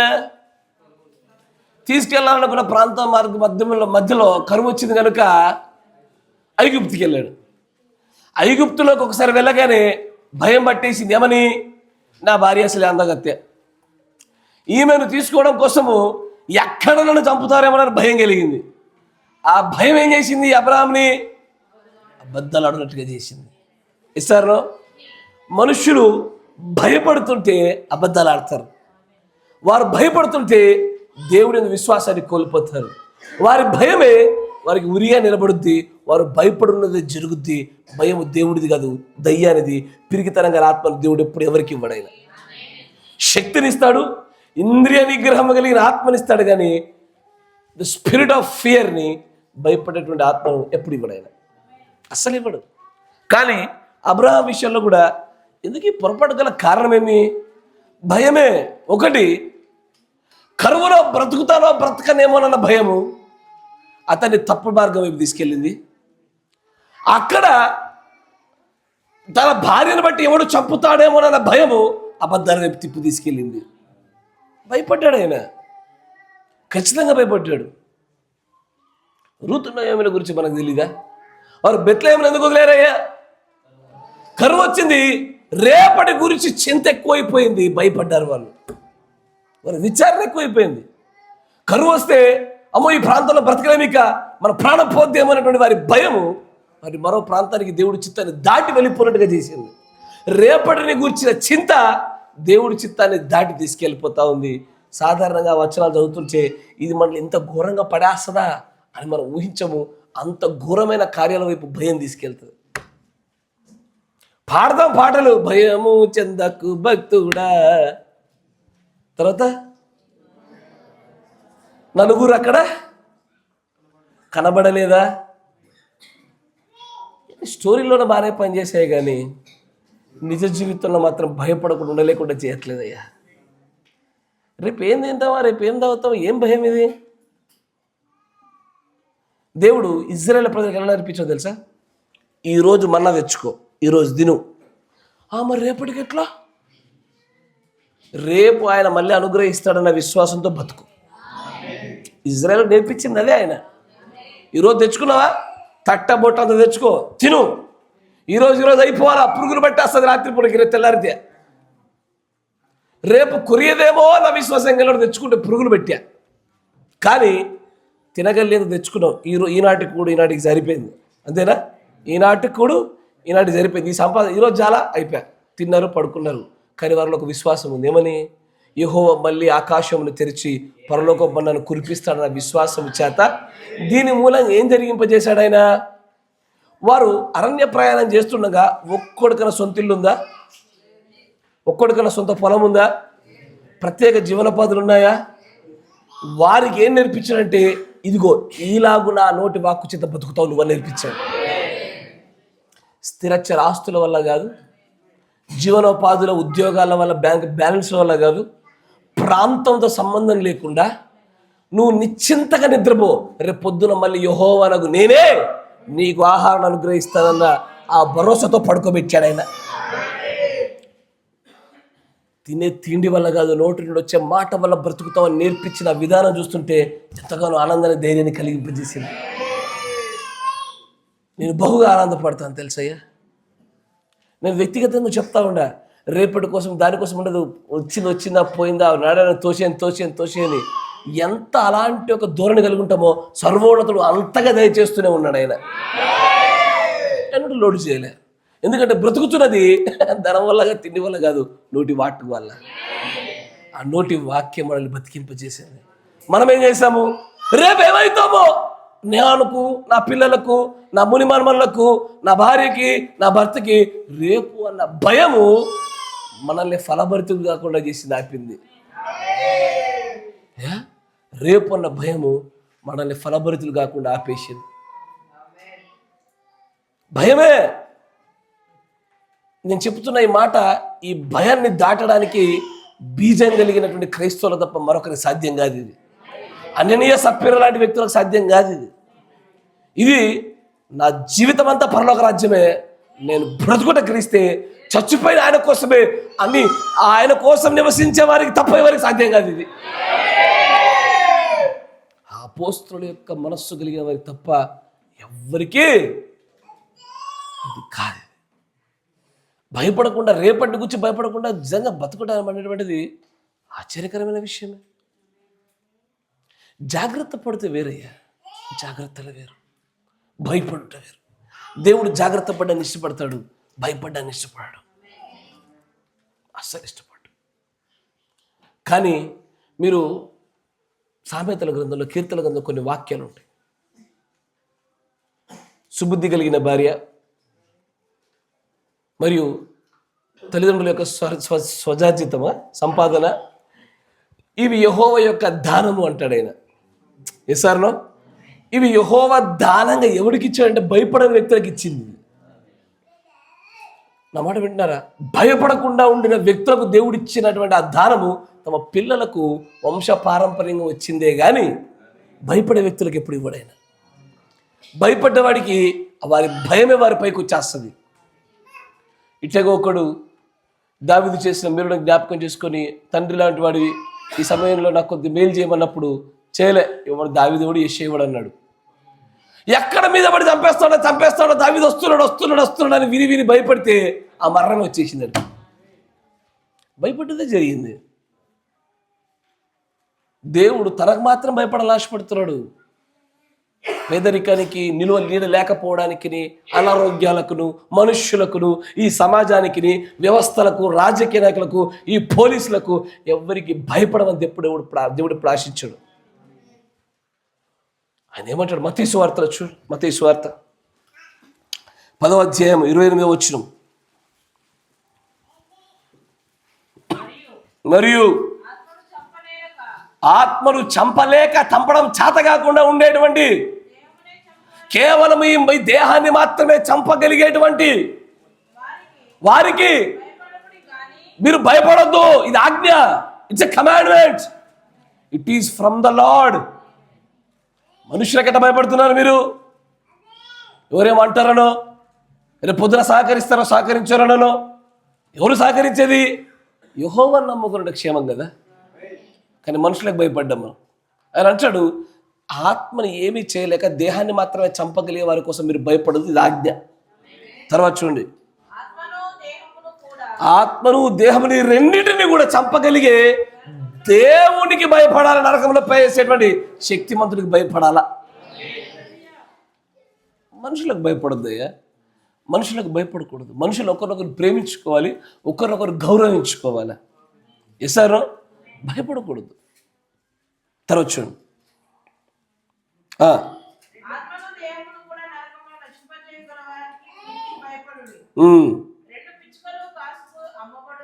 చాలు, మనందరికి తెలిసిన విషయం. మరొక లేఖ చూద్దాం. 1 సమూయేలు గ్రంథము 15వ అధ్యాయము.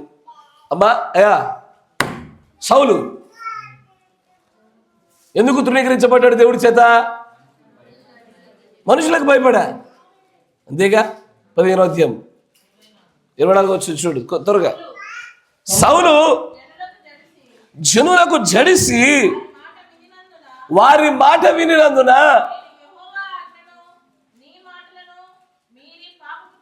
ఎవరికి భయపడ్డాడా? యెహోవా ఆజ్ఞ ఒకవైపు, మనుషులకు ఆజ్ఞ ఒకవైపు ఉంటే ఈ మనుషులకు భయపడ్డాన్ని బట్టి దేవుడు ఎలాగైనా శాపగ్రస్తంగా చూపిస్తాడు దాన్ని. నా మాట పెట్టినారా? దేవుడు సేవకు రారా అన్నప్పుడు మా అమ్మ నాన్న వద్దన్నారు, నేను భయపడాలన్నాడు? అసలు భయపడలే. నేను చెప్పిందని ఒకటే, బహుశా నువ్వు ముందు పోతే నేను తర్వాత వస్తా మమ్మీ అన్న. అంతే, నిజంగా అన్నదనే చెప్పిన. బహుశా నువ్వు ముందు వెళ్తావేమో, నేను తర్వాత వస్తా, అందరూ ఆడికే వచ్చేది, డోంట్ వరీ అని చెప్పా. కానీ ఈ రోజున వాక్యం ఒక దిక్కు, మీ నాన్న ఒక దిక్కుంటే నీకు భయం. వాక్యం ఒక దిక్కు, నీ పిల్లలు ఒక దిక్కుంటే మాట్లాడడానికి భయం. తిరిగి పొందలారా, ఎట్లుండాలో వాక్యం విషయంలో రోషం. బ్రతికితే క్రీస్తు, చచ్చిపోతే లాభం అనుకున్నాడు బతకగలగా భయపడకుండా. ఆ భయము లేనటువంటి రోషపూరితమైన జీవితం జీవించాలి వాక్యం కోసం. మన ఎదుట వాక్య విరుద్ధమైనటువంటి తలంపులతో కూడుకునే వ్యక్తులు రావడానికి భయపడాలా, కదలకూడదు అసలు. రేపటిని గురించిన చింత, భయము, మనుషుల భయము, అనారోగ్య భయము, మరణ భయము, భయం ఎప్పుడు కూడా మనల్ని పిరికి పందలుగా చేసేసింది. దేవుడేమో నాకు తప్ప ఇంకోరికి భయపడద్దు నాన్న అని చెప్పి ఆయన చెప్తా ఉంటే మనం అందరికీ భయపడుతుంది. సౌలు ఏం చేశాడు? ఆయన తనంతట తాను ఇష్టపడి యెహోవాకు మేలైన అర్పణ అర్పించుదాం అనుకోలే. ఆయన వదిలివేయడం గల కారణం ఏమి? జనులకు భయపడ్డాడు, ప్రజలకు జడిశాడు. ప్రజలకు జడిసి అన్యత్వంలో పెళ్లి చేసుకునే వారు లేకపోలే, ప్రజలకు జడిసి జుట్టు కత్తిరించుకున్న స్త్రీలు లేకపోయిన వారు లేకపోలే. వింటున్నారా? ప్రజలకు భయపడి బొట్టు పెట్టించుకునేవాడు లేకపోలే, ప్రజలకు భయపడి రకరకాల కార్యాలు చేసిన వారు లేకపోలేదు. వారందరి విషయాలు దేవుడు ఒకే మాట చెప్తాడు, వారికి భయపడద్దు, నాకు భయపడవచ్చు. కానీ మనం దేవుడు కృపను కోల్పోతే అది మనకు ఉరైంది, అది మనకు ఖచ్చితమైన కారణమైంది. ఎవరికి భయపడేది? మనుషులకు భయపడకూడదు, దేవుడికి ఒక్కడికి భయపడాలా. దేవుడు ఇప్పుడు కూడా మనుషులకు భయపడే ఎప్పుడు చెప్పడు. తన ప్రజలకు అసలు చెప్పడు. తన ప్రజలు ఎట్లున్నారా? నీతిమంతులు సింహము వలె. అందరు లేచి నిలబడండి ఒకసారి, నిలబడి. ఒకరిద్దరి నోర్లు తెరవనటువంటి ఆ చేతులు లేపని ఒక పరిస్థితుల్లో అందరూ లేపబడాల్సి వస్తుంది. నీతిమంతులు సింహం వలె ధైర్యముగా ఉండాలా. ఒక ధైర్యం కనబడతలే. ఒక సమస్య వస్తుంటే ఆ సమస్యను ఎదుర్కోవడానికి ధైర్యం సరిపోవట్లే. ఒక రోగం వస్తుంటే, ఒక ఆర్థిక సమస్య వస్తుంటే దాన్ని ఎదుర్కోవడానికి ధైర్యం సరిపోవట్లే. కుటుంబంలోనో, సంఘంలోనో, సహోదరులోనో ఒక దురాత్మ మన పైన దాడి చేస్తుంటే దాన్ని ఎదుర్కోవడానికి శక్తి సరిపోవట్లే. ఈ రోజున భయపడద్దు. దేనికి భయపడుతున్నారు? దేవుడు అంటాడు, భయపడేవాడికి రాజ్యాన్ని అనుగ్రహించాడు ఆయన. మీరు గుర్తుపెట్టుకోండి, ఈ విషయం గుర్తుపెట్టుకోండి.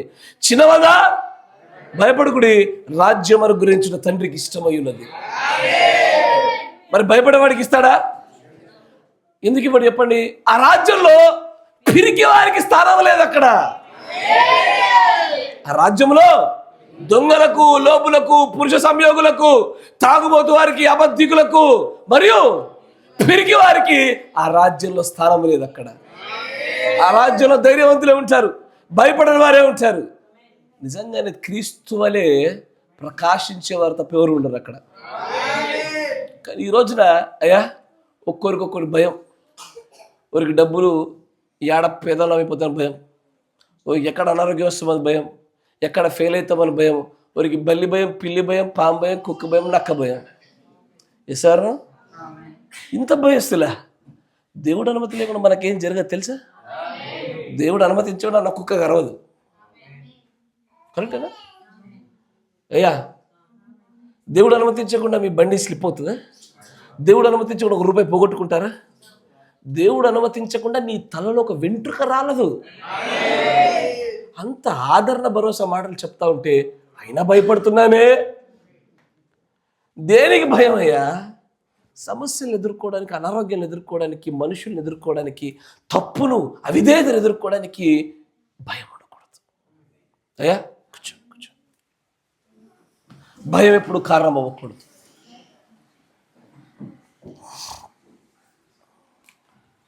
దేవుడు ఎప్పుడు కూడా మనల్ని ఒక మాట చెప్పాలని ఆశపడతాడు. తెలుసా?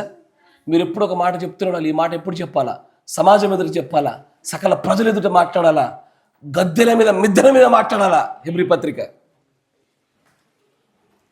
13వ అధ్యాయం 6వ వచనం.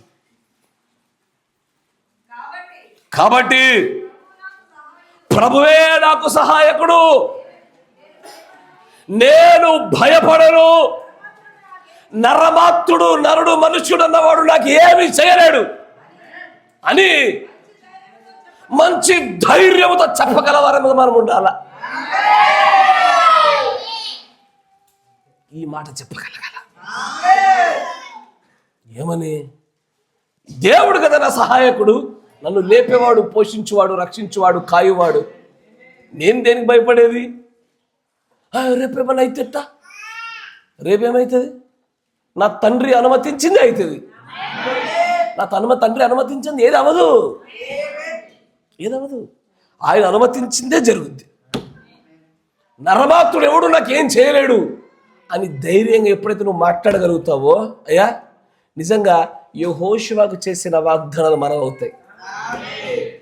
మనం భయపడతలేం కాబట్టి మనకి ఏది జరగదు. ఎసారో ఓ ఫుడ్ పెట్టా, ఇది అమ్మో ఇది తింటే ఏమైనా అవుతుందేమో, అవిశ్వాసంతో తింటే అవుతుంది. అవిశ్వాసంతో తినేది పాపమే. కానీ విశ్వాసంతో ఇది పరిశుద్ధమైనది, నేను ప్రార్థన చేశా, దీనిలో ఏం కాదనుకో తింటివా, ఏం కాదు. ఇది జరగాల. ఈ భయపడకూడదు అనే మాట ఎంత సాధారణంగా కనబడుతుందో క్రియల్లో కనపరచాల. ఆర్థిక పరిస్థితి సహకరించకపోయినా, ఆరోగ్యాలు అనుకున్నంతగా మెరుగ్గా లేకపోయినా, సమాజం మనకు సహకరించకపోయినా, మనతో ఉండేటువంటి వ్యక్తులు మనతో పాటు తోడుగా ఉండుట ఆపివేసిన యెహోవా ఒక్కడు నా సహాయకుడు, నరమాత్రుడు ఎవడు నాకు ఏం చేయలేడని చెప్పగలగాల. ఈ ధైర్యం మన దగ్గరికి వెళ్ళి దేవుడు ఉత్పత్తి చేయాలని ఆశపడుతున్నాడు. రేపటిని గురించి చింత ఎవరు పడతారు? అన్యజనులు. దేవుడు లేడని నమ్మేటి ప్రజలు చింతపడతారు, విచారపడతారు, భయపడతారు. నువ్వు భయపడ్డావా, నువ్వు అన్యజనులు అయిపోతున్నావే. మనం భయపడకుండా ధైర్యంగా నిలబడటంలోనే దేవుడు ప్రజలుగా ఉంటున్నావు. అయ్యా ధైర్యంగా ఉంటారా? భయపడకుండా ఉంటారా?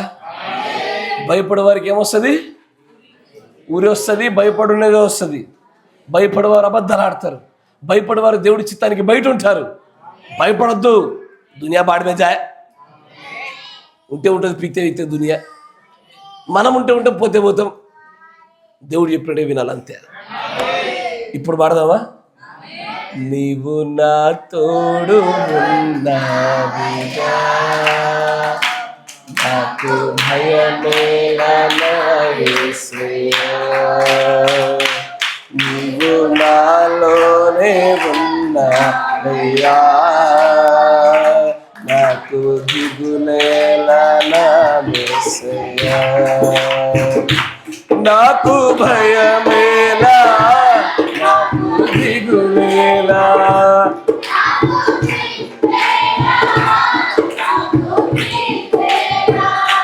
నాకు భయమేలా, నాకు దిగులేలా.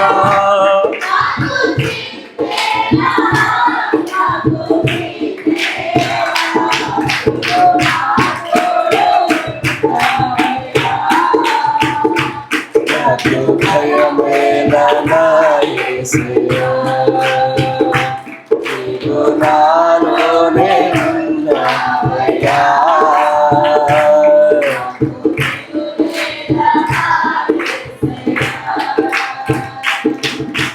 కష్టములో నష్టములో నా తోడు ఉన్నావు, వీధరలు ఆ వీధరలు నా చెంత ఉన్నావు.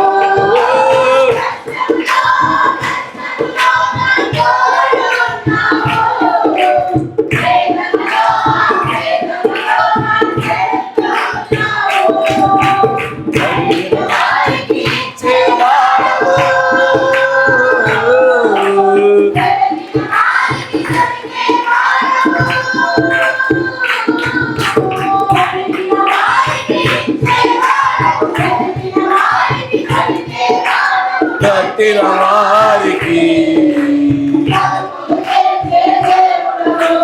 కట్టిన వారికి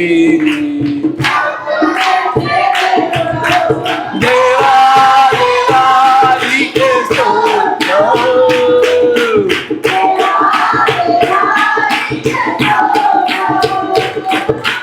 దేవా దేవా నీకే స్తోత్రం.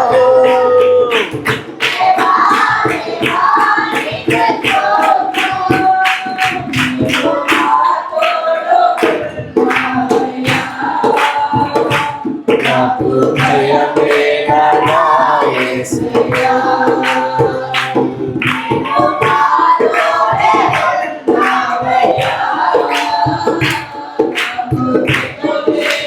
నా యేసయ్యా.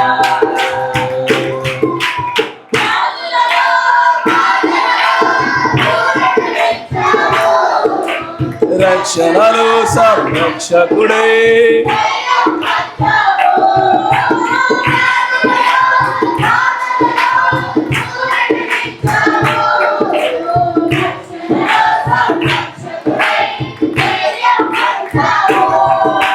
నేనే సత్యం అన్న దేవా.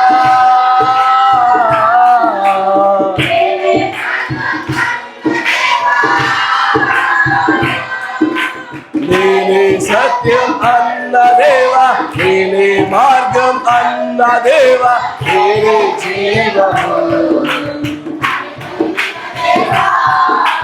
నేనే జీవము. గట్టిగా ఆమేన్. నీకే స్తోత్రం.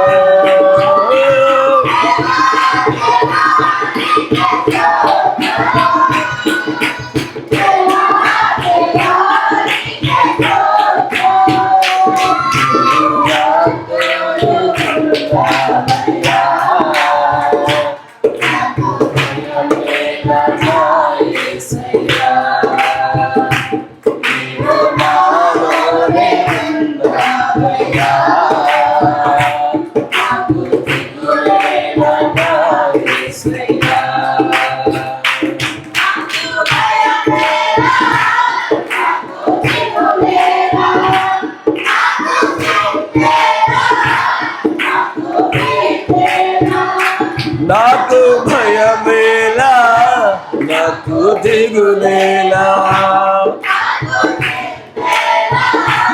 నాకు భీతేలా.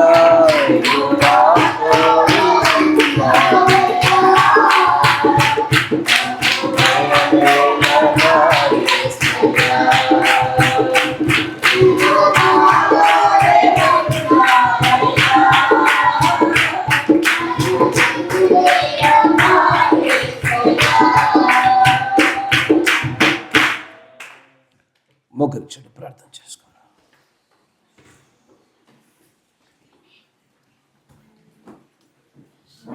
పరిశుద్ధాత్ముడా, సర్వశక్తి సంపన్నుడా, నాయనా నీలో నీ పిల్లల్లో కూడా భయం ఉండకూడదు. నీ సంతానములో కూడా భయములకు ఏమాత్రము స్థానము లేదు నాయన. ఆయన మా భవిష్యత్తు నీ హస్తములో భద్రమై ఉన్నది. మా ఎన్నిక, మా ఎత్తబాటు నీ చేతిలో భద్రమై ఉన్నది. మా తల వెంట్రుకలు కూడా లెక్కించబడి ఉన్నది. నీవు ఎన్నిక చేసుకున్న ప్రజలకు ప్రభ సమకూర్చబడే సమస్త మేలుకే జరుగున నీ వాగ్దానము మళ్ళీ ఎప్పుడు ఆదరిస్తూనే ఉన్నది. అది రోగముకైనను, అవసరతకైనను, మనుష్యులకైనను, రాజ్యములకైనను, వ్యవస్థలకైనను, ప్రభ అధికారులకైనను ఏ ఒక్కరికి భయపడకుండా నాయన మమ్మల్ని నిలబెట్టేటువంటి ధైర్యం నీవై ఉన్నావు. భయపడ్డ వారికి భయపడినది జరుగునంటున్నావు. భయపడ్డవారు అబద్ధాలాడగా చూసాము. భయపడ్డవారు దేవుడి చిత్తమును దాటి వెళ్ళిపోగా చూసాము. భయపడ్డ వారికి ఉరి అయినప్పుడుగా చూసాము. రేపటి గురించి భయపడ్డవారు అన్యజనులుగా పిలువబడుతున్న మాటను చూస్తున్నాం. నాయన మాలో ఏ భయం లేదు నాయన. మా జీవితము, మా గమ్యము, మా భవిష్యత్తు, మా రేపు నీ యొక్క హస్తములో భద్రమై ఉండగా మేము నిశ్చింతగా నిద్రైన ప్రియులుగా నిద్రించడానికి ఇష్టపడతా ఉన్నాము. సర్వోన్నతమైన దేవ,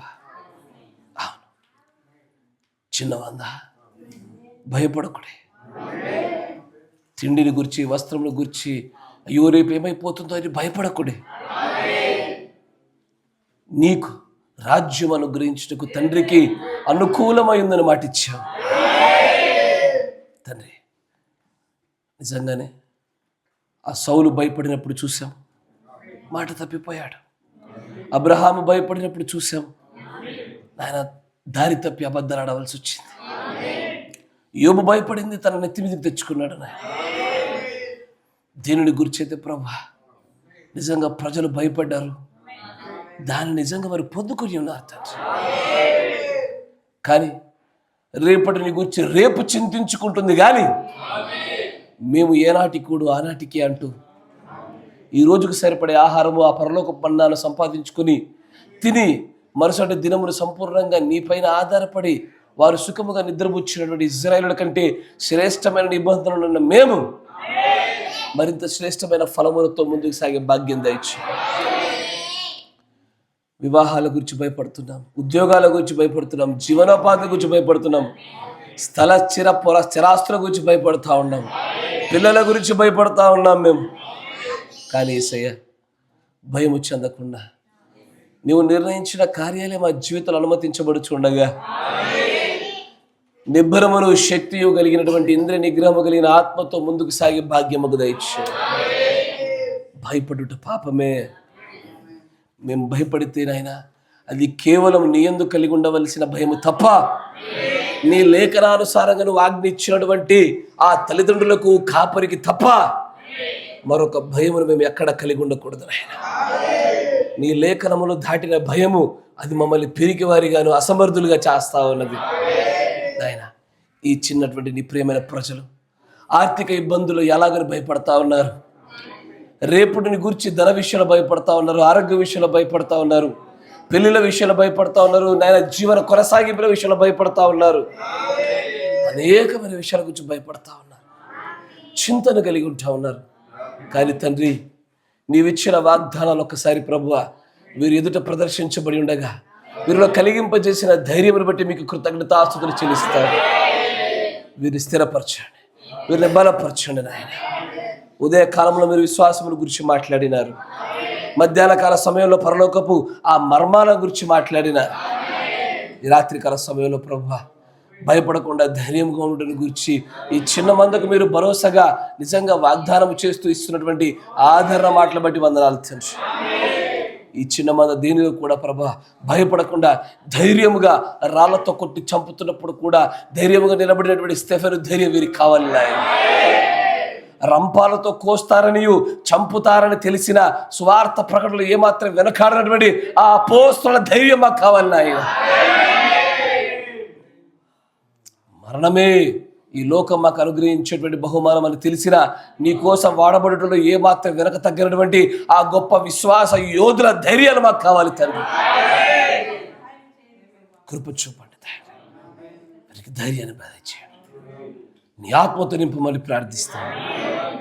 ప్రార్థన అవసరతలు కోరిన వారు అనేకులు ఉంటుండగా కొమరమ్మ గారిని చేతిలో ఈ సమయంలో మీ చేతికి అప్పగిస్తా ఉన్నా. కొమరమ్మ గారి యొక్క ఆ ఎముకలలో ఉన్నటువంటి ఆ సమస్య అంతటిని కూడా ప్రభు అయిన యేసుక్రీస్తు నామములో సమస్తము నిర్మూలన చేయబడునుగాక. పరిపూర్ణమైనటువంటి స్వస్థత ప్రభు అయిన యేసుక్రీస్తు నామములో కుమార్తెకు అనుగ్రహించబడునుగాక. ఎజ్రా సహోదరుడు యొక్క తండ్రి గారి యొక్క ఆర్థిక విషయాల్లోనేమి, కుమారుడు యొక్క వివాహ విషయాల్లోనేమి, తన సహోదరుడు ప్రభు హరీష్ యొక్క ఆరోగ్య విషయంలోనేమి ప్రభు అయిన యేసుక్రీస్తు నామములో ఆ పరిస్థితులన్నీ సత్యముగా సక్రమముగా నడిచబడుతూ నీ క్రియలు మెండుగా కనబడే రీతిలో ఆశీర్వదించబడుదురుగాక. నాయనా దైవ దర్శనం గారి యొక్క కుటుంబాన్ని జ్ఞాపకం చేసుకోవచ్చు, దీవెన్ గారి కుటుంబాన్ని మీరు జ్ఞాపకం చేసుకోవచ్చు తండ్రి. డేవిడ్ రాజు గారి యొక్క కుటుంబాన్ని మీరు జ్ఞాపకం చేసుకోవచ్చు. నీ ప్రార్థన యొక్క ఈ మహిమోన్మితమైనటువంటి ఆ శక్తిని గురించి అవగాహన లేక రాలేకపోతా ఉన్నారు. క్షమించండి ప్రభు, వారి గుడ్డితనాన్ని తీసివేయించి వారికి ప్రభు నీవే జ్ఞానములను గురించి నీ సన్నిధిలో నడిపింపజేయమని ప్రార్థిస్తాను. నేను నీ సన్నిధిలో ఉండవలసిన వారు జీవనోపాధి పనుల్లో ఇరుక్కుబడిపోయారు ఆయన, నీకంటే వారి కడుపులే వారికి దేవుడు అవుతుండగా క్షమించండి. అలాగూ నాయన ఎవరు ప్రయత్నించకుండా ఎలాగూ కూడా అలాంటి ప్రవర్తన ఏ ఒక్కరు లేకుండా ఉన్నట్లే కాపాడమని ప్రార్థిస్తాను.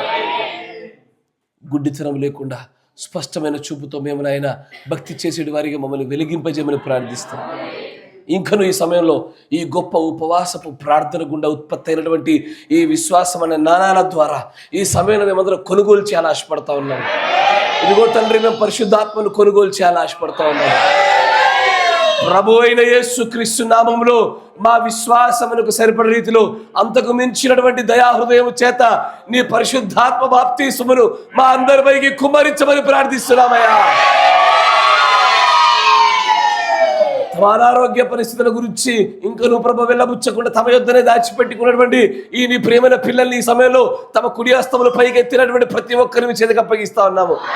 ఇదిగో తండ్రి, విశ్వాసంతో స్వస్థపరచబడాలని ఆశపడుతున్నటువంటి ప్రతి ఒక్కరి కుటుంబములన్నిటినీ కూడా నాయనను దర్శించమని ప్రార్థిస్తా ఉన్నాము.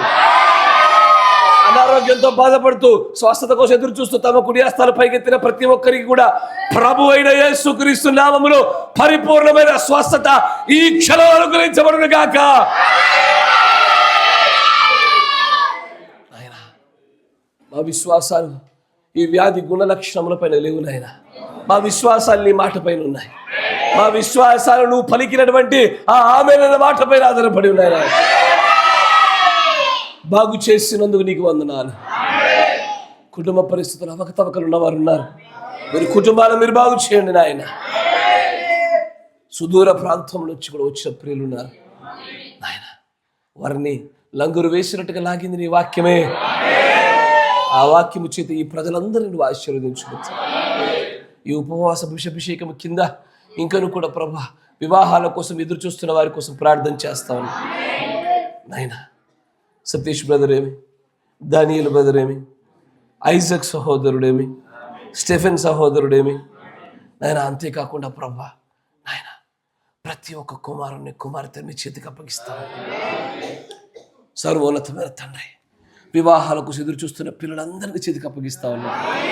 వారి సరి అయినటువంటి జోడులను వారు వెతుకున్నట్లుగాను, నీ చిత్తానుసారమైనటువంటి నీ ప్రణాళిక నెరవేర్పు జరిగించబడినట్లుగాను జ్ఞాపకం చేసుకోమని ప్రార్థిస్తాను. కృపగల దేవ, నువ్వు కనికర పూర్ణుడు, సర్వశక్తి సంపన్నుడు నాయన. లోపం లేనటువంటి ప్రజలుగా మమ్మల్ని తయారు చేయాలని ఆశపడుతున్నటువంటి సర్వశక్తిమంతుడు అయ్యా ఆయన. కృపగల దేవ, ఏ లోటు లేకుండా పిల్లల్ని కాపాడమని ప్రార్థిస్తాను తండ్రి. ఈ సమయంలోనే నాయన సహోదరుడు నహోమును కూడా మీ చేతికి అప్పగిస్తా ఉన్నాను. కృప చూపండి, మార్గాలు తెరవండి. జటిలమైనటువంటి సమస్యలకు శక్తివంతమైన ఆయుధాలు మేము వాడి ఉన్నాము ఆయన. ఈ విజయం మాకు ఖచ్చితంగా వచ్చునని విశ్వసిస్తా ఉన్నాం. కృప చూపండి తండ్రి. ఆమెని మీ చేతికి అప్పగిస్తా ఉన్నాం. జీవితాన్ని మీ చేతికి అప్పగిస్తా ఉన్నాం. నిశ్చితానుసారమైన నిర్ణయాల కోసం ఎదురు చూస్తున్న ప్రతి ఒక్కరిని మీ చేతికి అప్పగిస్తా ఉన్నాం. ధన్యత సహోదరుని నాయన, రాజేష్ సహోదరుని, జాన్ సహోదరుని, యవనస్తులుగా ఉండే ప్రతి ఒక్కరు కుడియడమని తెలియపోకుండా వారిని కాపాడమని ప్రార్థిస్తాను. రక్షణ లేని వారి కొరకు ఈ సమయంలో ప్రార్థన చేస్తా ఉన్నాం. రక్షించబడాలన్న కోరికతో నాయన నిన్ను గురించి అనేకమైనటువంటి సమాచారం పొందుకోవాలి ఆశపడతా ఉన్నారు ఆయన. వారందరినీ మీ చేతికి అప్పగిస్తా ఉన్నాను. ప్రభు అయిన యేసుక్రీస్తు నామములో వారందరికీ రక్షణ భాగ్యం అనుగ్రహించబడును గాక. మేలైనటువంటి ఆత్మీయ జీవితాల కొరకు నేను తపన పడుతున్న వారు ఉన్నారు. వారు ఈ లోకంలో ప్రభు ఏది వద్దు, నీ పరిశుద్ధాత్మ బాప్తిజం ఒకటే చాలు అని కేవలం ఆ ఒక్క కోరికతో బలంగా ఆతురత పడుతున్న వారు ఉన్నారు నాయన. వారందరికీ మెండైన నీ పరిశుద్ధాత్మ పాలన దయచేయమని ప్రార్థిస్తాను. కృప చూపండి నాయన. వీరేదో తిండి కొరకు, సౌలభ్యతల కొరకు, గౌరవాల కొరకు ఇక్కడికి వచ్చి ఉండలేదు నాయన. నీ కోసం, నీ సన్నిధి కోసం, నీ వాక్యం కోసం వచ్చిన ప్రజలు వీరికి మెండైన ఆశీర్వాదాలు అనుగ్రహింపజేసి వీరిని వీరి భవిష్యత్ తరాన్ని బలంగా దిద్దమని, ఏ పొరపాటు లేకుండా వీరిని కాచి కాబట్టి భద్రం చేయమని ఆయన. ఆ కాలు నొప్పుల నుంచి కూడా ఆయన ఆ లూదియమ్మ గారికి మీరు విడుదల కలిగింపజేయమని ప్రార్థిస్తాను. నువ్వు కృప చూపించు, సహాయం దయచేయం తండ్రి. ఆ ఎగ్జామ్ రాయబోతున్నటువంటి ఆ కుమార్తెను కూడా మీ చేతికి అప్పగిస్తాను. వారిని కూడా మీరు దీవించండి నాయన. ఈ సంఘము ఆత్మలో, ఐక్యతలో, ఆధిక్యతను మరింత బలముగా పొందుకునే భాగ్యం దయచేయండి. రేపటి మా యొక్క ప్రయాణాల్లో హైదరాబాద్కు జరిగించబోతున్నటువంటి ఆ కూడిక ప్రయాణాలునేమి, తిరుగు మా ప్రయాణాలు కూడా మీరు తోడుగొండమని ప్రార్థిస్తాను. ఆయన ప్రస్తుతం జరుగుతున్నటువంటి ఆ బాప్తిస కుండి, ఆ గదుల నిర్మాణాల్లో కూడా ప్రభులు తోడుగొండమని ప్రార్థిస్తాను. ఎంతో ప్రయాసంతో కూడుకొని చూడగా నువ్వే కృప చూపించి కావలసినటువంటి సామాగ్రి నువ్వు ఏర్పాటు చేయమని ప్రార్థిస్తాను. నీ ఉన్నతమైనటువంటి పరిచర్యలో నీ నామం మాత్రమే గణపరచబడినట్లుగా నీ ప్రియులందరినీ ఎత్తి పట్టుకోమని, లేని వారిని కూడా, మా మధ్యలో లేని వారిని కూడా నువ్వు జ్ఞాపకం చేసుకోమని ప్రభు అయిన యేసుక్రీస్తు నామములో ప్రార్థన చేయుచున్నాము. ఆమేన్. God bless you. దేవుడు మిమ్మల్ని అందరూ దీవించును గాక.